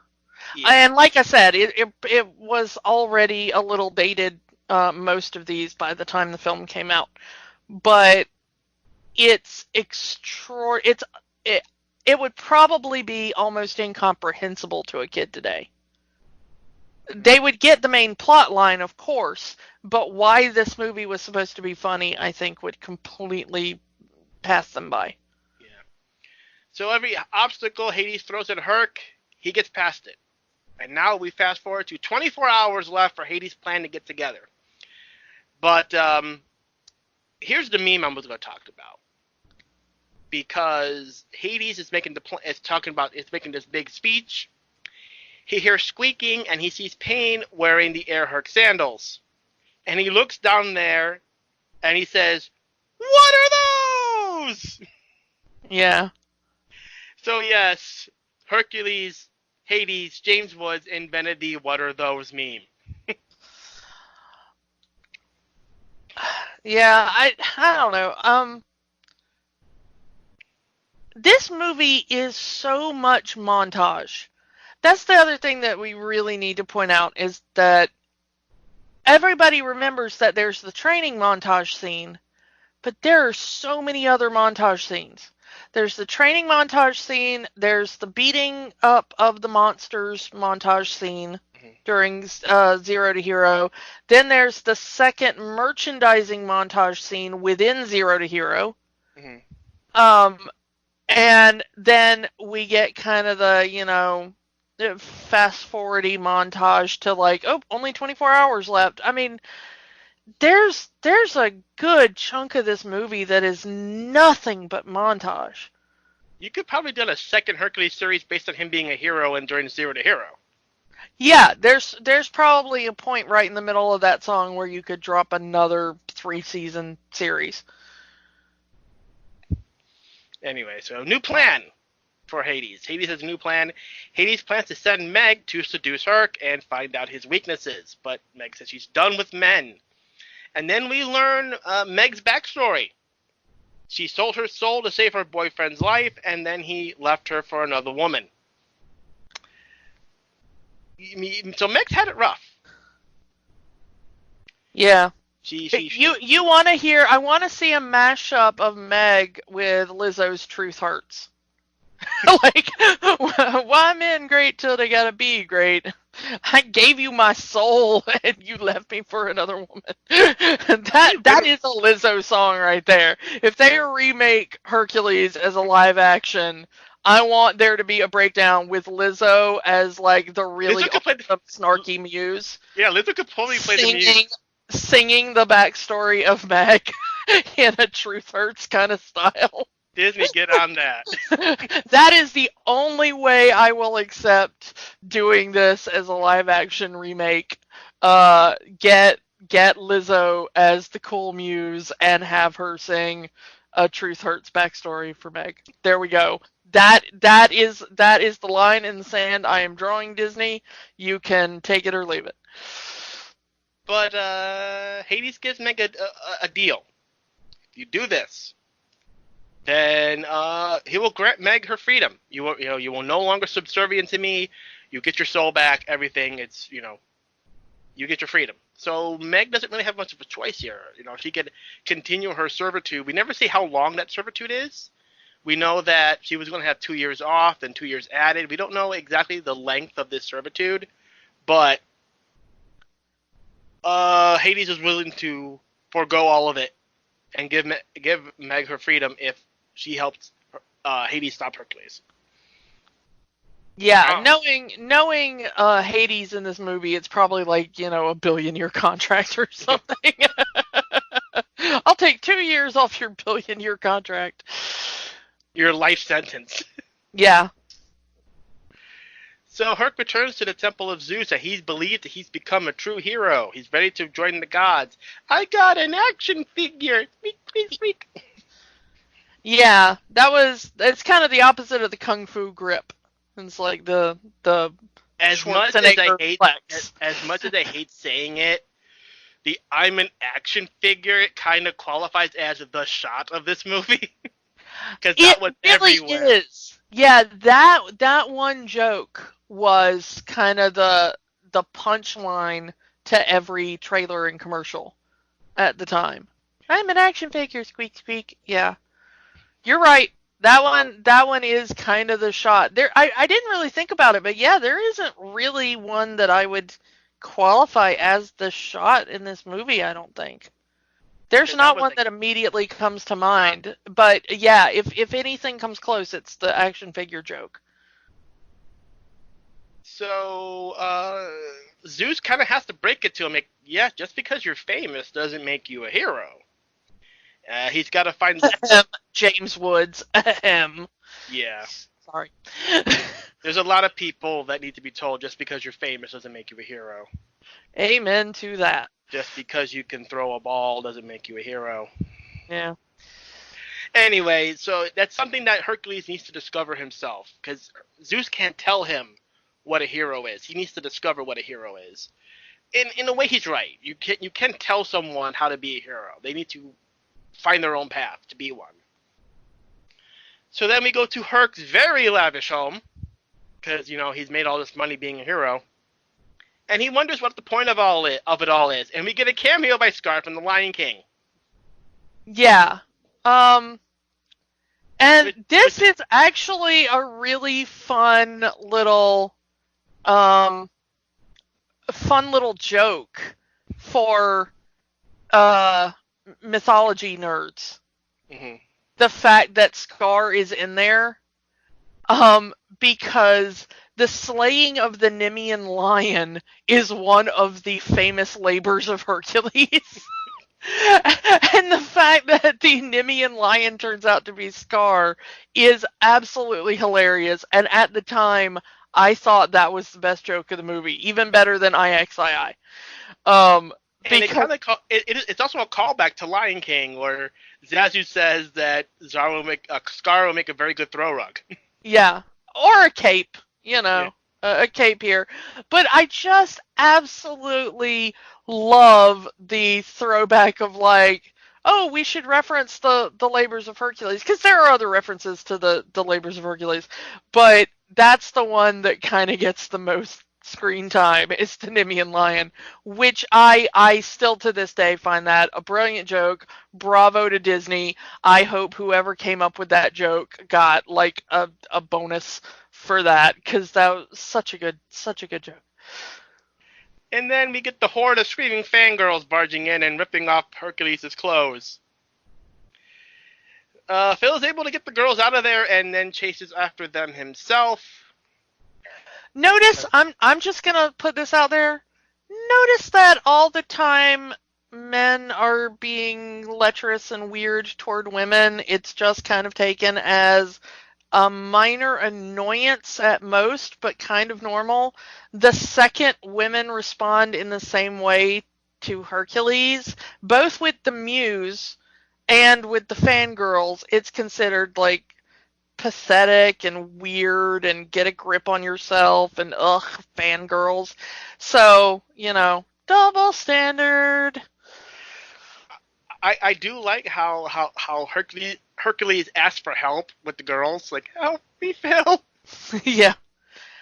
This seems to have happened enough that they already have a plan in place. Yeah, like, they have an usual escape plan, Yeah. And it looks like Mega snuck in as well and finds Herc in his hiding place, because he's not a very good hider, apparently. Yeah. Those air Hercs peeking out from underneath the... Yeah. And convinces Herc to skip out on the day and spend it with her. Don't blame the guy for that. I really don't. No, she's an amazing woman. I want to go hang out with Meg for an afternoon. That'd be awesome. Especially the date when we find out, what their date went like afterwards. Oedipus. Yeah, that is a weird joke to throw into a kids movie. Like, be glad that Google really wasn't a thing. That was definitely a joke for the parents. Yeah, that was a, like, please hope your kid doesn't ask why this is funny. 'Cause, yeah. So, as they're having their discussion of their date, Meg pretends to fall saying she has weak ankles and proceeds to ask Herc if he has any weak ankles. If he has any weaknesses, Herc says he has none, and he wishes he could be like everyone else, and that starts a different conversation. How Meg says ordinary people hurt. Herc does have a weakness, which is that he doesn't catch giant red flags when they're waving in front of him. He's a bit oblivious. He's a farm boy. Yeah. From the farms of Kansas, Greece. All the cornfields of Kansas, Greece. So, I mean, so Meg's been through some stuff, and we find that out in this conversation about how it's probably not even this guy that dumped her was the first person to ever hurt her. So, so how all these people, they'll stab you in the back and all that stuff. And then, This is why I'm saying there's got to be more to that story. This is why I want the Lizzo version of this story. I want a whole movie where I find out what happened to Meg, because it seems like there's something... I'm not saying that selling your soul to save the life of the man you love and then having him dump you for a hotter chick or whatever would not be an exceedingly traumatic event, but you're right that it does seem like that wasn't the first or the last time. That was the straw that brought the camel's back, honestly. Yeah, so I want a whole... Give me my Meg Disney Plus movie. original series. Yeah, you need something to keep those subscribers going, Disney. Come on. Chop 2. And Susan Egan's still doing work. We can bring her back. She still sounds like Meg all these years later. Yeah, she has been doing the voice for, Kingdom Hearts and stuff and other little tie-in things here and there. So, yeah, bring her back. At one of the Disney conventions, she actually sang her song, and we'll get to that song in a minute. Yeah, but so Meg movie, I want it. Meg the series, let's make that happen. Herc does say that he will never hurt Meg, which, if you know the actual mythological story of Hercules and what he ends up doing to Meg... Yeah. Don't make promises you can't keep, buddy. Although this is a Disney movie, so you're probably safe in this instance. And the two almost kiss. I mean, even Meg is saying we shouldn't be doing this, because, again, she's been hurt before, she doesn't want to get hurt again.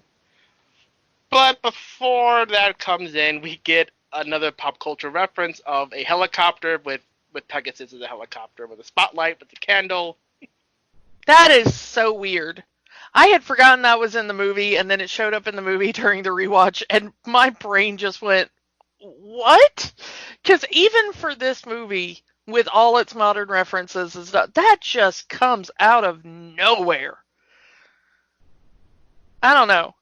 That was one joke too far for me, I think. I don't know.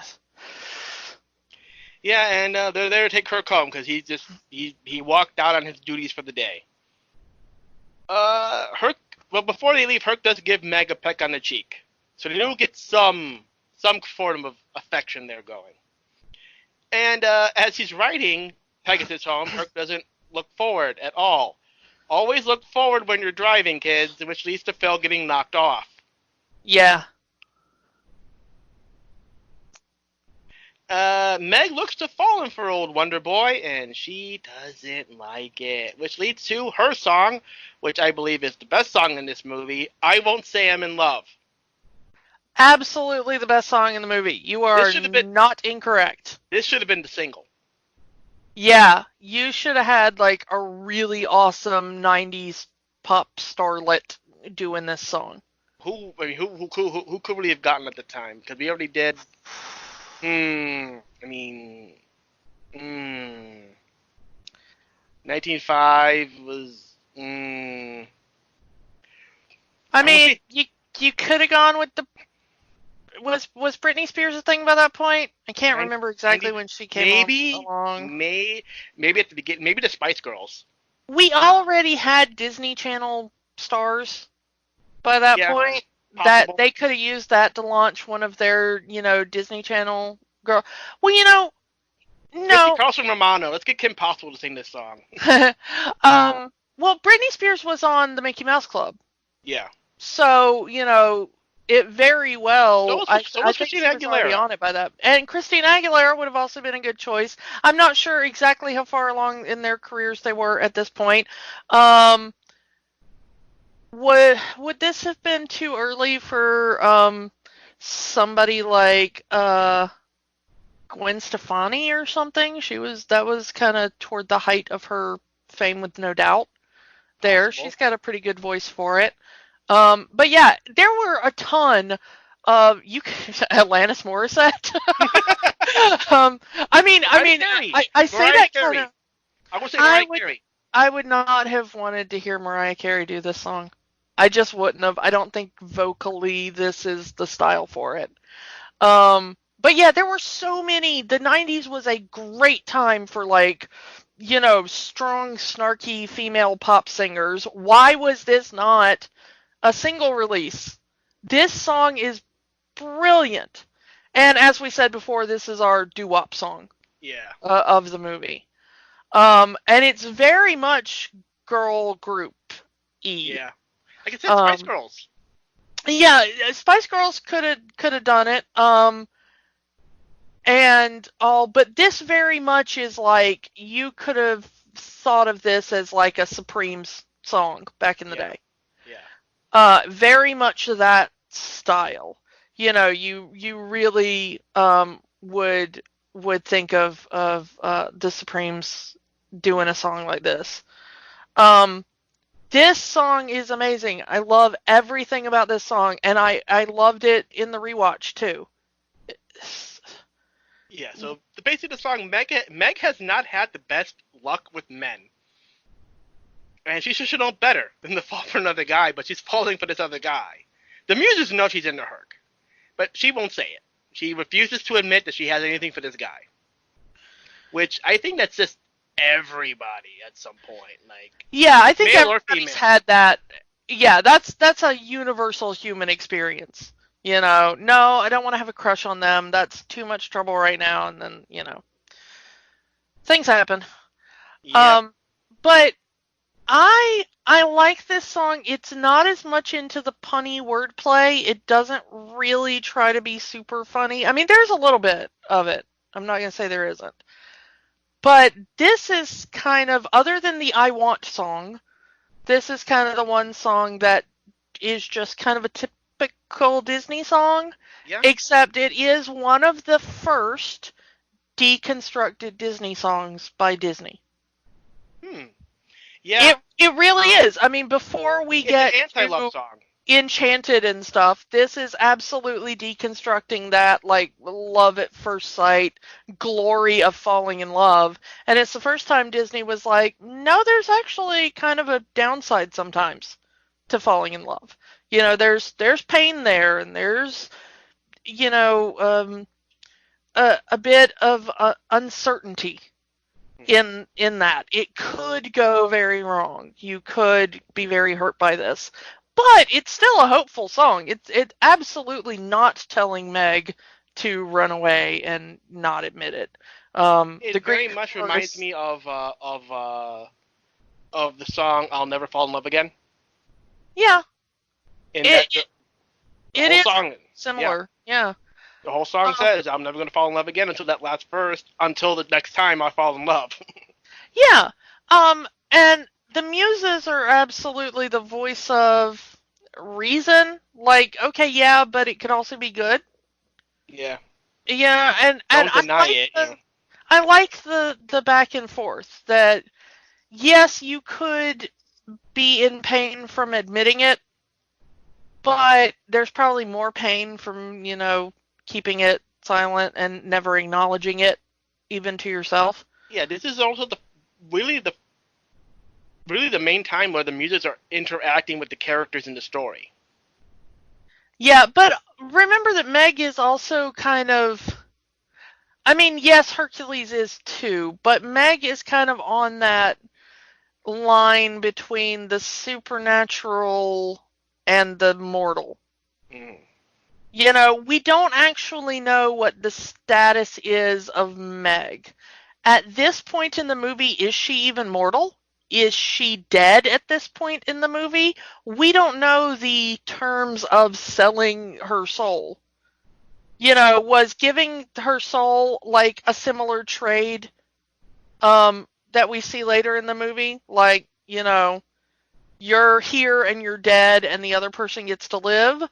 Or is it like your soul is mine bound in servitude, but you're still mortal? We don't know. At So this point, we don't know anyway. it's very possible that Meg has connections with all of the other deities and demigods and other creatures of Greek mythology. It's just normal for her, Yeah, I guess you so. know? So anyway, Hades is here. She wants intel. He wants intel from Meg, and she refuses. She will not help him anymore. At this point, Phil has recovered consciousness and sees Meg talking to Hades. And it's gonna hurt. It hurts him because now he has to tell her that your girlfriend's working for the Lord of the Underworld. And Meg says Herc has no weaknesses. You can't beat him. You can't. Nothing you throw against him will work because he has no weaknesses. But Hades does know one weakness. Her. And if you, let's be honest, for a lot of guys, their girl, you threaten their girl, they're gonna do stuff. That's just a thing. Yeah, and also I like that the fact that she's holding on to the flowers her tell. Yeah. You know, that Herc had given her a flower, and she had been holding it through the entire song. Mm-hmm. And now that Hades shows up, he sees the flower and puts two and two together and realizes, like, okay, there's one weakness that most mortals have, and it's love. And I don't even think that's like a guy thing so much. Well, Meg you look did at the exact same thing it's for her true. boyfriend. Yeah. You know, it's if there is a person you love, whether it's romantic love or whatever, but you know, if there is a person you love, I think most people would go far and beyond what they think they would if, you know, someone they love really depended on it, especially if it was a life and death situation. Mm-hmm. So Phil eventually makes it back to the stadium or their house or whatever. He tries to tell her. A stadium. Yeah, Herc has his own private stadium because he's rich. So Phil makes it back and tries to tell Herc the truth, but he won't listen because he's just in love with it with Meg. He just doesn't not want to hear anything negative about her. But also, this one's on Phil. Because Phil doesn't come back and say, like, Herc, I need you to sit down. I need you to listen to something that's going to be difficult.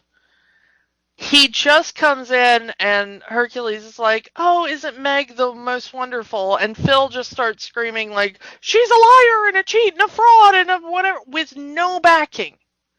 I think if Phil had sat down and been like, look, I saw her talking to Hades. I overheard her say she was working for him. You know, Mm-hmm.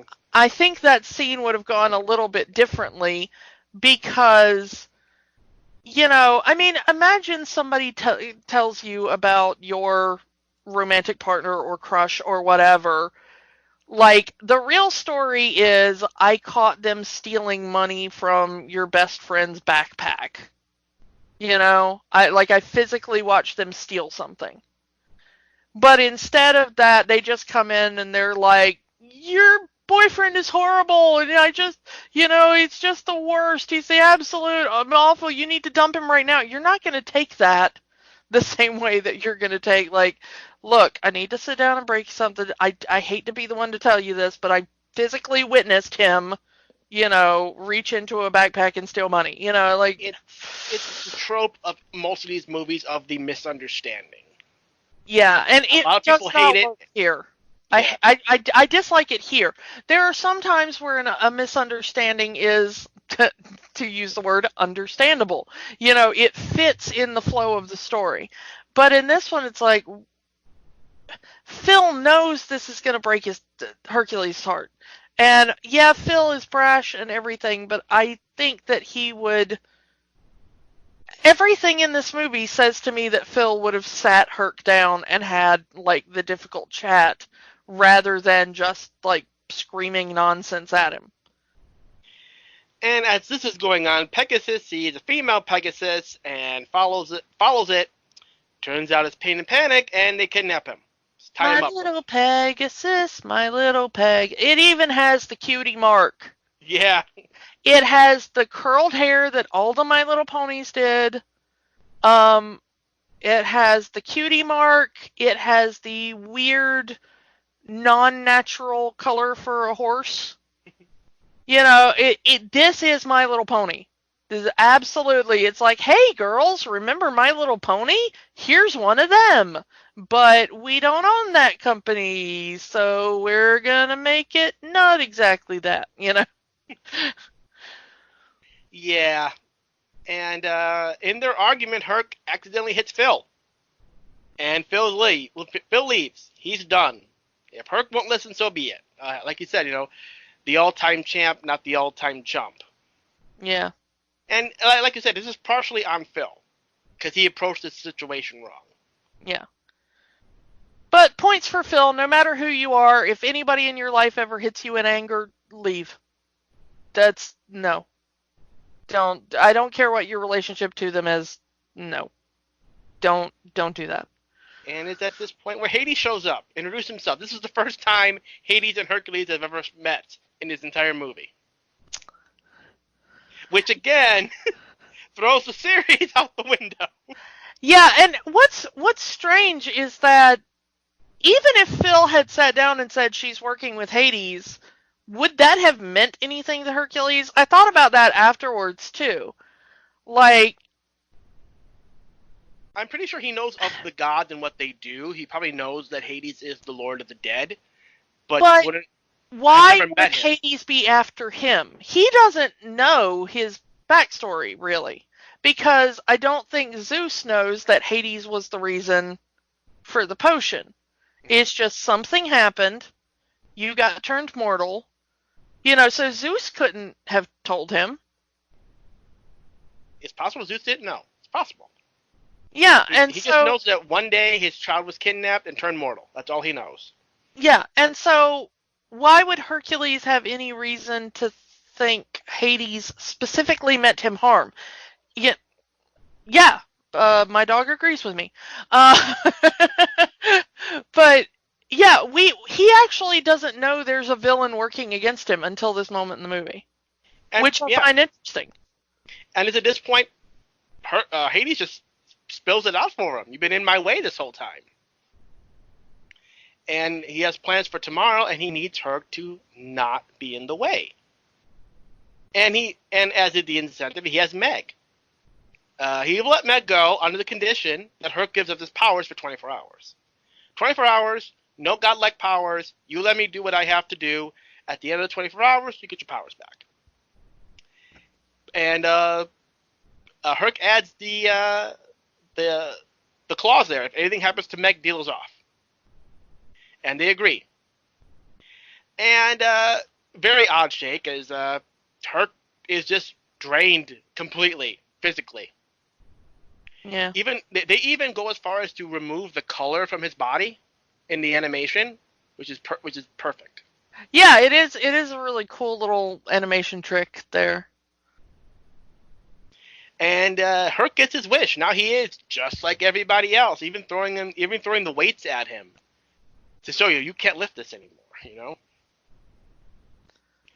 And insult to injury, Hades reveals that Meg has been his partner in his plans the entire time. Hey, all those monsters I've been sending at you? Hey, Meg was in on that. This entire thing to hurt people and take over Olympus? Meg knew. She helped me. She told me all about you. She seduced you to be part of this thing. And that... Now, you say that. Imagine if Herc had to talk with Phil, as you said, and then this happens. would that scene would Hercules have even agreed to the deal? Well, no. I mean, for plot reasons, of course, you need the scene to go exactly the way it did. I'm just saying that, it does seem contrived and not terribly realistic to the characters they have built to that point in the movie. Like Film Brain would say, because the plot says so. Yeah, because the plot said so. Yeah. So Hercules is not Hercules, Hades. I'm misreading my notes here. Too many H names. Yes. Hades is off as the planets have aligned, and the way they animated the planets aligning is nice. Even using the actual way the planets looked versus anything else. Yeah. And the Titans' prison is revealed. Hades sets them free to get their revenge on Zeus. Yes, the Titans have names, but they're we only know them by their element: rock, ice, fire, and wind. Yeah. And eyeball. Yes. Rock, ice, fire, wind, and eyeball. Eventually, they make their way to Olympus. That is, again, one of the few funny jokes in this movie. Guys, Olympus is that way. Yeah, literally the tallest mountain, as far as the eye can see. You head the opposite direction. So yes, go ahead. Maybe you should have used the power of eyeball. The way they do the Titans in this, okay, once again showing my age, but there was that commercial or whatever for the toothpaste that had the little germs or whatever. They would just go we make holes in teeth, and they would lumber around. That's all I could think of with the Titans. Because they're just we kill Zeus, we hurt Zeus, and they just kind of stomp around and lumber around. And that was all I could think of, was that this is exactly as one-dimensional a portrayal as you can think of as the little, we make holes in teeth. Yeah, what are you going to do to Zeus? Crush him, freeze him, melt him, blow him away. And then look at him really hard. Eyeball! If you got Cyclops together with the Fates, they could have, binocular vision. Depth perception! Cyclops was not one of the Titans, again, but...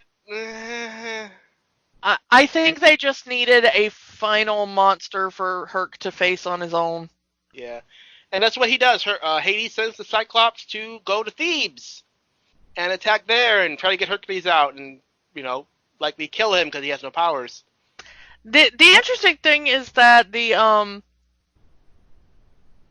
guy who does the voice of the Cyclops has had kind of an interesting voice actor career, Patrick Penny. He was Mighty Mouse in a very small run Mighty Mouse The New Adventures. Hey, yeah, I saw that on Fox back in the day. Yeah, he was also in the animated series of Fraggle Rock, not the one with actual Muppets, but the animated one they did later. He was in SpongeBob. He was in the Curse of Monkey Island video game. And he does lots of other voices here and there for various things. But so he's one of those kind of, consistent working voice guys, but probably not a household name. So anyway, let's go to Olympus, where Hermes sees the Titans approaching. Zeus calls for the all-out attack. It's gods versus Titans, and the Titans are winning. This is the interesting part where, if I remember correctly, we get our other kind of voice acting legend in there, as we see Apollo as one of the gods who is fighting. Voiced by the absolute legend himself, Keith David. Keith David is just the greatest voice, and I'm not even sure he does character voices. He's one of those that it's like you get him for his speaking voice. Very much a Morgan Freeman kind of thing there. You get him for that voice. It's Goliath, it's the Shadow Man, it's the same Yeah. voice. Or the other half of the greatest fight scene in history. They live with Roddy Piper, a live action film, but that 5-minute extended fight scene in They Live between the great Roddy Piper and Keith David, where he tries to make where Keith David tries to make him put on glasses, is the funniest thing in history. There's a funny version of that scene where they replace the entire soundtrack with music and sounds from the Street Fighter video games. Yeah. But that is a great scene. Go look it up if you want. But yeah, Keith David, better known to kind of rabid Disney property fans as Goliath from Gargoyles, and now you can catch him on Rick and Morty as the president, the U.S. president, whenever that character appears a couple of times. So, Keith David, I love him. I really do. I'm such a fan, and he's just kind of a quick blip in this movie, but it's still good to have him. I can see them like, hey Keith, I know you're kind of done doing gargoyles for the day. Could you read this line for Hercules? Yeah, I'm almost entirely certain that's how it went down, honestly. You want to do an extra line read for a different movie? Yeah. So anyway, the Cyclops attacks Thebes, and the people wonder where Hercules is. And even with no strength, Hercules goes to face the Cyclops. There's that conversation with Meg. You'll die if you go out there. Well, there's things worse than death, and that's as cold as Hercules gets in this movie. Yeah, that is an excellent burn. Yeah, Hercules in this film is not known as a great wit. He's kind of a doofus for most of the movie, but that is a burn. And Hercules ends up getting his butt kicked because he has no powers. Right into the Air Herc billboard. Oh, that Air Herc. Anyway, on Olympus, the Titans have reached the gates and gotten in, and all the gods have been captured. Hephaestus been captured. I've been captured. Yeah, the Hermes being captured scene is really, really great. I like that. I love the animation. I love Paul Schaefer's delivery on that. Everything about that little bit is really good. And the Titans imprison Zeus. More or less how he imprisoned them. Hades then reveals his role in the whole thing. Hey, this is my idea. I did all this, and I'm going to take over. Meg and Pegasus. So Meg goes back, frees Pegasus, and obviously Pegasus kind of doesn't want to deal with Meg, but she straight up tells him Hercules is in trouble, and they need Phil. And they go to get Phil as Phil is about to get on a barge going back to his little dilapidated island. And when they tell Phil Herc's in trouble, he just jumps on, and he may not like Meg, but he's going to help his boy. Apologies for the dog. Humans decided to exist outside my house. So anyway, Phil gets there and gives Herc the pep talk. It's like, and even with no powers, Herc is able to defeat the Cyclops, which pretty ingenious way he does it by tripping him up. Yeah, it's we call that the AT-AT defense. Ever seen that old movie, Return of the Jedi, on the snow planet? Yeah. I don't think the power of eyeball really stood a chance. I mean, I could defeat the power of eyeball. But the thud, the landing of the Cyclops Titan, causes a pillar to fall. Meg pushes Herc out of the way and is crushed. Because Meg got hurt, Herc gets his powers back because, That was part of the deal. And now with his powers back, he's going to go help the other gods defeat the other Titans, and Phil watches over Meg. So when Herc doesn't, it doesn't take very long for Herc to free the gods. All he does is cut their chains. With godlike chains being cut by a mortal sword. I don't know. Maybe the sword also proved it was a true hero. I don't know. So with the gods free, Zeus attacks the Titans, causing them to run. And of course, Hades say, "Go back and fight. This is what you wanted." Then Herc is able to grab the Wind Titan, capture the other three Titans, and tosses them off into space where they explode. Well, that takes care of that. Yeah, that was a weird ending for the Titans. You would have expected them to just go back in their cage or something, but okay. So 18 years of planning, that's all gone to pot. But Meg is still dying. So he can have that. He's going, if he can't rule Olympus, he'll take Meg from Hercules. Yeah. And in the underworld, the Fates cut Meg's lifeline. She dead. And there's a very sad scene of where Herc gets there and he's too late. He realizes he's too late, and there's Meg is dead. And the way they animated with her hand just going limp as soon as they cut the lifeline. Like you didn't. There's ways Disney can make death look dramatic without ever showing blood. Yeah, it really is a very kind of dramatic scene, undercut by the howling Cerberus in the other room. I apologize for that. I'm so sorry to all the listeners that there's just like random howling in the background. But my dog gets very annoyed when the garbage truck comes by, and the garbage truck just came by, so he has to defend the home from the garbage truck, and I apologize.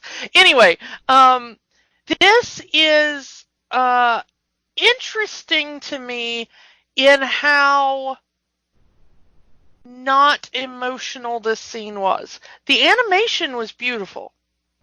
The way they chose to portray, like, oh, her lifeline's been cut, and the hand losing energy and the wrist and stuff, that was all beautiful. But there's something in the movie that the emotional weight of it doesn't resonate. And Disney can do that very well. I think it comes to the point where this is not gonna. This death will not stand. Yeah, I think that is a big part of it. I mean, we are all still traumatized by the death of Mufasa. Disney can absolutely rip your heart out with stuff like that. No specific spoilers, but boy, did they do a couple of those in Frozen 2. I mean, there's some moments in there that you're like, I don't care how happy a ending this movie is going to have eventually, this is sad right now, but in this movie, there was absolutely no emotional weight to it for me. And I don't remember it, from before. I honestly, it had so little emotional weight, I actually forgot Meg had died in the film. I thought that the final battle was just Hades came and grabbed her and was like, no, she's just going to stay in the underworld with me, and then I forgot that she was legitimately dead. Hades taking woman to the underworld, that's a different character entirely? Yeah. Anyway, so I think it's because this film was so lighthearted all the way up to this point that having a dramatic moment it's kind of a weird way to go about it, Anyway, let's just keep going here. Phil says there are things you can't change. Herc says, yes, there is a way to change it. And he goes into the underworld riding on Cerberus. Just busts into Hades' throne room riding on Cerberus. Yeah. Cerberus doesn't get a lot of attention in this movie. Yeah. But that is a cool flex. Yeah. Like, you want to bust into the underworld riding on the guardian dog of the underworld. Bravo. That's excellent entrance. Good job, Herc. Go you. And with Hades, they go to the River Styx and sees Meg's souls floating with the others. And another deal is made. Herc makes the deal. If he can retrieve her soul, then she will go back to the land of the living, but Hercules has to stay in the underworld. And both sides make the agreement. But the waters gradually age Herc. Herc says that he'll be dead by the time he gets to her, and he'll have both of them. Win-win. And the Fates are ready to cut Herc's lifeline, but it won't cut. And Herc exits the River Styx with Meg's soul glowing like a god. His godhood has been restored. And, Hades is trying to kiss up to Herc. Even the look Hercules gives Hades as he dares to touch her soul, and then punches him right into the River Styx. Yeah. Like, don't you dare touch her. Yeah. After all the stuff he's done, you dare. And, the dead souls just drag him down. He even says, I'm feeling a little flushed. But Hades is a god. He should be able to get out of there if it's good. I mean, he eventually gets out of there. I mean, he's a god. He eventually gets out of there. Oh, yeah, of course. I am going to say one thing, because I haven't mentioned it before, but boy, the scissors the Fate uses, that is what happens when you let people use your fabric scissors on not fabric things, okay? Anybody know when somebody who sews tells you, don't use my fabric scissors, that's what they're talking about. You get manky scissors that can barely cut a single thread. That always annoyed me. I was like, get some better scissors, women. You are doing the ultimate job here. So, I don't know. Can't cut a god's lifeline. Immortal. I mean, the way that the lifeline actually turns gold right before they cut it. I don't know. I always like that scene. Yeah, it's a good scene. The thread won't cut. Well, maybe it's the scissors you're using. Go get some better scissors. So, Herc returns Meg's soul to her body. She's alive again. They both, even when Meg saved Herc and now Herc saves Meg, they both say, you do crazy things when you're in love. And that's a nice little thing there. But they don't have long to celebrate because they're summoned to Olympus, where Herc receives a hero's welcome from the gods. He pretty much gets everything that he wanted in his song from earlier in the movie. Yep. He's proven himself a hero. He's where he belongs. He is given the hero's welcome he's always dreamed of. He's even, you can stay here with us. You are among the gods now. But Herc wants to be with Meg on Earth. And Zeus gives his blessing, removes his godhood, and they get to be happy. Again, if you know what actually happens in the mythology. Yeah, we hope they get to be happy. Yeah. Couple of kids, maybe. But yeah. Hera likes Hercules in this version, so maybe everything will be okay. Yeah, maybe we've removed that portion of the story entirely. Which leads us to our big final song, A Star is Born. Let's hear it from the mountaintop. They pour one out for Herc. Meg and Pegasus headbutt, and now they're friends. That headbutt again. And Phil gets to make out with Aphrodite. Yeah, I mean, go Phil. And she initiates it. This is the one time where Phil is not being a lecher.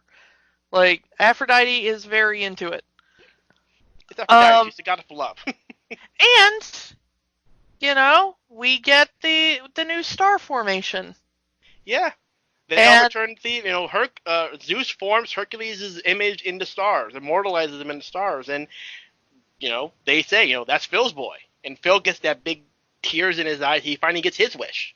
Yeah, he gets the one thing that he really wanted. Yeah. So everyone gets a happy ending. A star is born, and the song even continues into the end credits, which again, that's not normal for these Disney movies. That the song keeps playing even through the credits, at least the first part of the credits. Yeah. I did notice that as well. That I can't really think of another Disney film that happens in. That the lyrical part of the song continues into the credits. And we've end where we started with that same with a different vase, but with the image of Hercules, and now with the images of the muses added to it. Yeah. The interesting thing is that Zeus kind of makes a big thing throughout the entire movie of like, I can't tell you what it takes to be a true hero. But in the end, it was very obvious what it took to be a true hero. Yeah, a hero is not measured by his strength, but the strength in his heart. Well, but that's not really... I mean, it's a very vague way of putting what I think the actual moral of the movie is. And I think I'm going to bring one of my other geeky loves into this and paraphrase from Babylon 5. Which is, how do you know the real heroes, the real chosen ones? It's not the person that does it for fame or glory or for a cause. It's one person willing to lay down their life alone in the dark, unremarked, for one other person. And that's what Hercules eventually did. He's alone in the underworld. There is no crowd to cheer him. No one is ever going to know he made this trade except for Meg. Mm-hmm. And he's still willing to do it. No Air Herc endorsement, no action figures, no great soft stories. Yeah, no songs, no stories. Just one person that he's willing to lay down his life for no other reason, other than love and that it's the right thing to do. And I think that idea of selflessness is one of the best morals that Disney's ever tried to teach. We talked a little bit about it in Lion King as well. Of that, Simba had to learn that you don't do this because you want glory and you want people to treat you nice. You do it because it's a responsibility and it's the right thing to do. And exact same thing with Hercules, except, honestly, I think that this is a better story. Because Hercules wasn't... He didn't know that this was the thing that was going to get him his godhood. Even if he succeeded. He is not thinking of that anymore. All he knows is that there's one person in trouble, and he's going to save her, even if it costs him his life. Mm-hmm. Which I think, on its own, is a much better moral than Lion King. Even though it's very similar. Unfortunately, the movie surrounding that moral was not worthy of that moral, I think. Yeah, that's where that's kind of where we go to our thing. Does this movie hold up? And it's too 90s to hold up. It's still a good... We kind of poo-pooed last week's film with Pocahontas, that was our first one that it's not a good movie. This is even worse to me. It's not as offensive to me, I think, in some respects, as Pocahontas. But as a film construction, everything about this is worse to me. The music is worse to me. The animation, I absolutely dislike the animation in this movie. There are a couple of beautiful shots, but the way they drew the characters just feels wrong to me. The style that they decided to use for this. It's gonna sound weird because it's an animated movie anyway, but the only way I can think to describe it is cartoony in the worst possible way. This is a very cartoony movie. It's not beautiful. I wouldn't want like a cell of this hanging on my wall. You know, I don't go like, ooh, the background paintings in Hercules, that's some beautiful imagery. It just, nothing about the visual style of this film appealed to me. You know, too over the top. As much as I love almost all of the stunt casted actors, you know, I loved Rip Torn. Bobcat Goldthwait, Matt Frewer was and still is my jammy jam. Love him. You know, so many of them. These are good casting choices, and for the most part, they're all completely competently and sometimes even more than competently acted. But the script let them down. The jokes let them down. The tone of the movie let them down. And it's really sad to me that there's this excellent moral.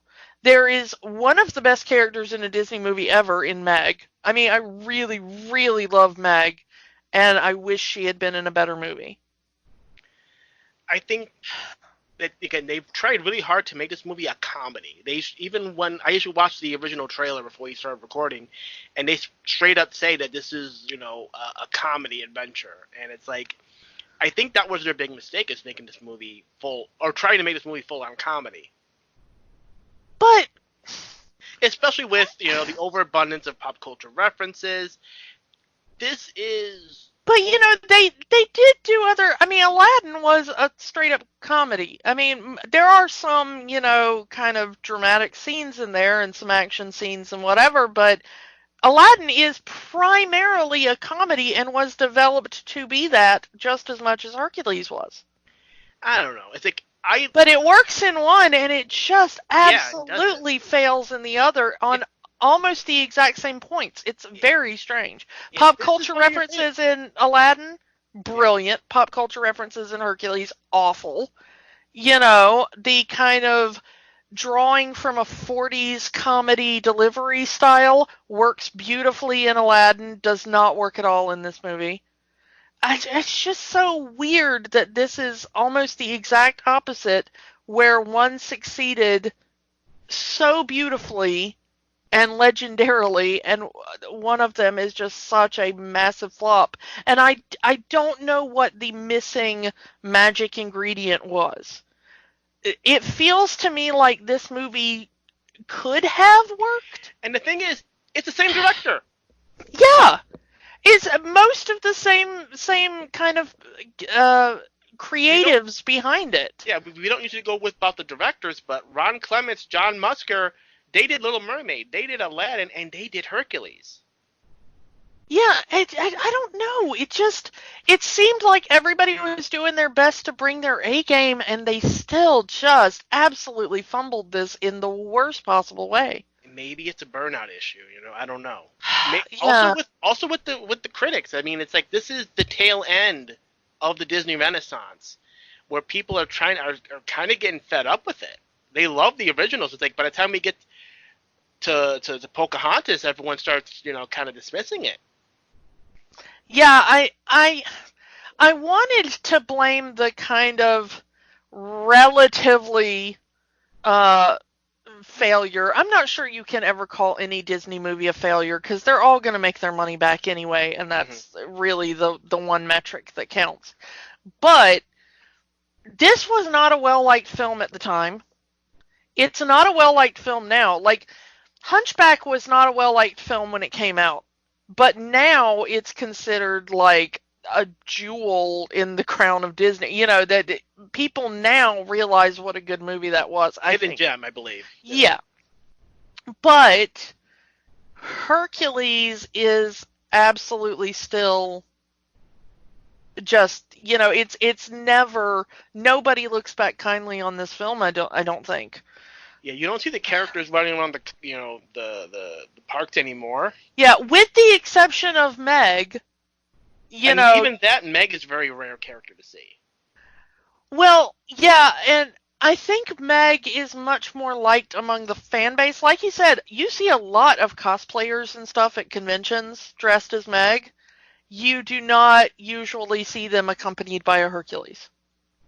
Even in the parks, like they'll bring back, like the two characters they usually bring back are Meg and Hades, and Yeah. their dynamic, and it works because again, the way their dynamic is in the film, and the way James Woods is acting as Hercules, Susan Egg is acting as Megara, really gets you. I mean, they really are the two best characters in this film. Yeah.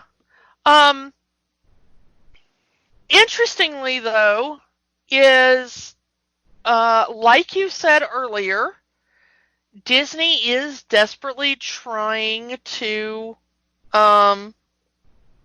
do this as a theatrical musical, just like they've done with a lot of their other ones. They announced it last year. Mm-hmm. But they're doing this as a very limited run. This is not being done as like a huge Broadway thing. This is going to be, the plan is that it will be done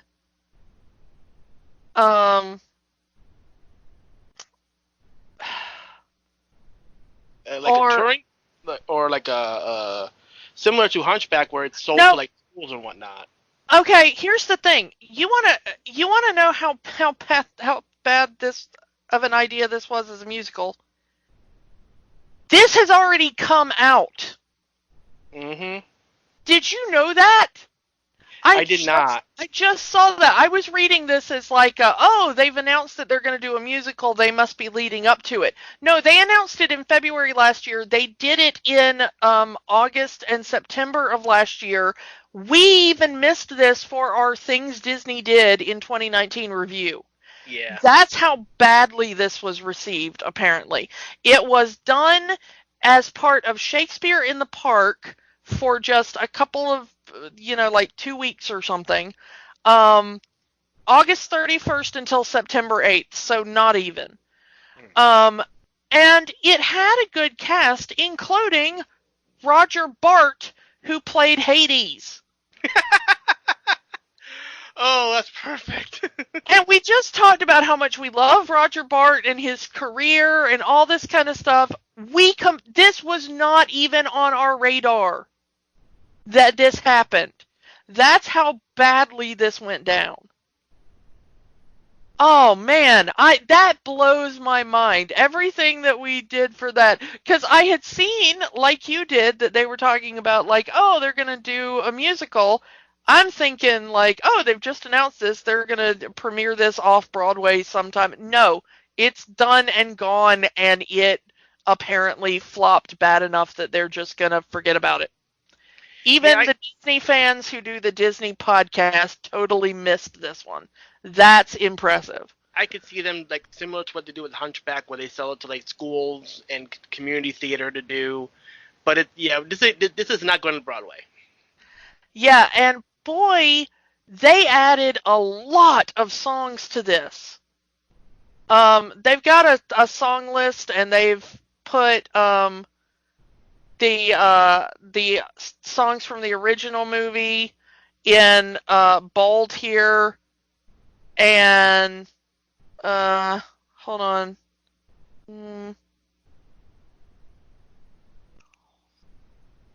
There are 14 new songs. Some of them are kind of reprises of, I see a couple, things. But 14 musical bits that weren't in the original movie. It's an operetta or something? Yeah, that's way more music than most like Broadway style musicals have.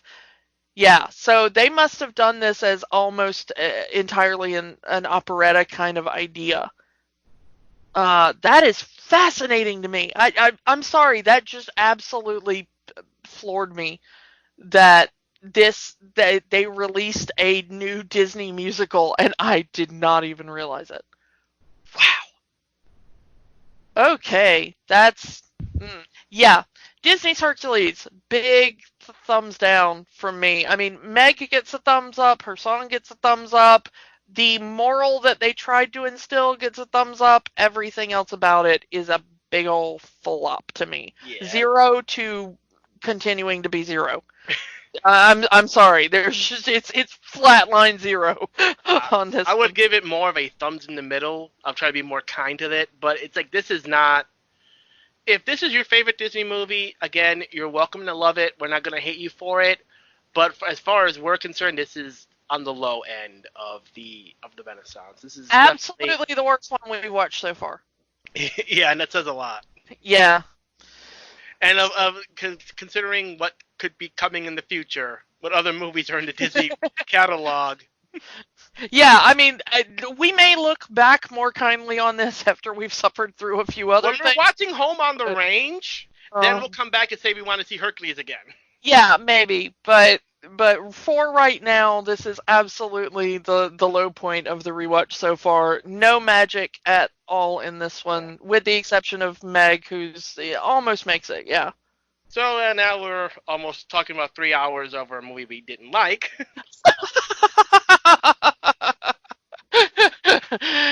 As we say, you knew what you were getting into. Let's get down to business. Now we really can do that. Yeah, I'm much more hopeful for next week. We'll see. Will we have honor or will it be dishonor? Because we are going to, again, from Greek mythology to Chinese mythology with Mulan. And we're going to be walking back this, especially with the remake coming next month. Yeah. So I can't wait to see the remake, so we'll see. When the remake comes out, we might have to do a special episode comparing the two. Yeah, there might be a spoiler episode in our near future, so I don't know. Look out for that. Yeah, I'm just going to say that for right now, dishonor on Hercules, dishonor on his cow. Yeah, not a fan. The animated series, though, I cannot recommend enough. I absolutely love Hercules the animated series. If you have fond memories of Hercules that you do not want tainted, skip a rewatch of the movie. Because you might be upset that it doesn't hold up the way you remember. But go give Hercules the animated series a watch. It is absolutely worth it. And we were talking about this before we recorded, but there's actually a really good crossover episode as part of the series. If you don't know what I'm talking about, go find it. There is a really... I'm not going to tell you what it is, because I don't want to spoil it, but there is a great crossover episode. Yeah, and we are probably going to do that one sooner rather than later. We'll see. Yeah. So considering we've reviewed a bunch of these movies so far, so we can do a crossover. Yeah. So join us next week for Mulan. Is there anything else you want to mention? No. That's it for me. We really do want to thank you for sticking with us so far. And I know that we do have some new listeners that have just recently kind of joined us and or caught up with the series. We love you all. You are wonderful, and you are making this very fun for us. If you want to reach out and talk to us about anything we've said or request anything in the future, like we said, after we get after we get done, after we yeet the Renaissance out the near this window, after we finish doing the entire Renaissance run, we are kind of open to suggestion. If it's in the Disney catalog, and especially if it's on Disney Plus, I think we're up to considering it.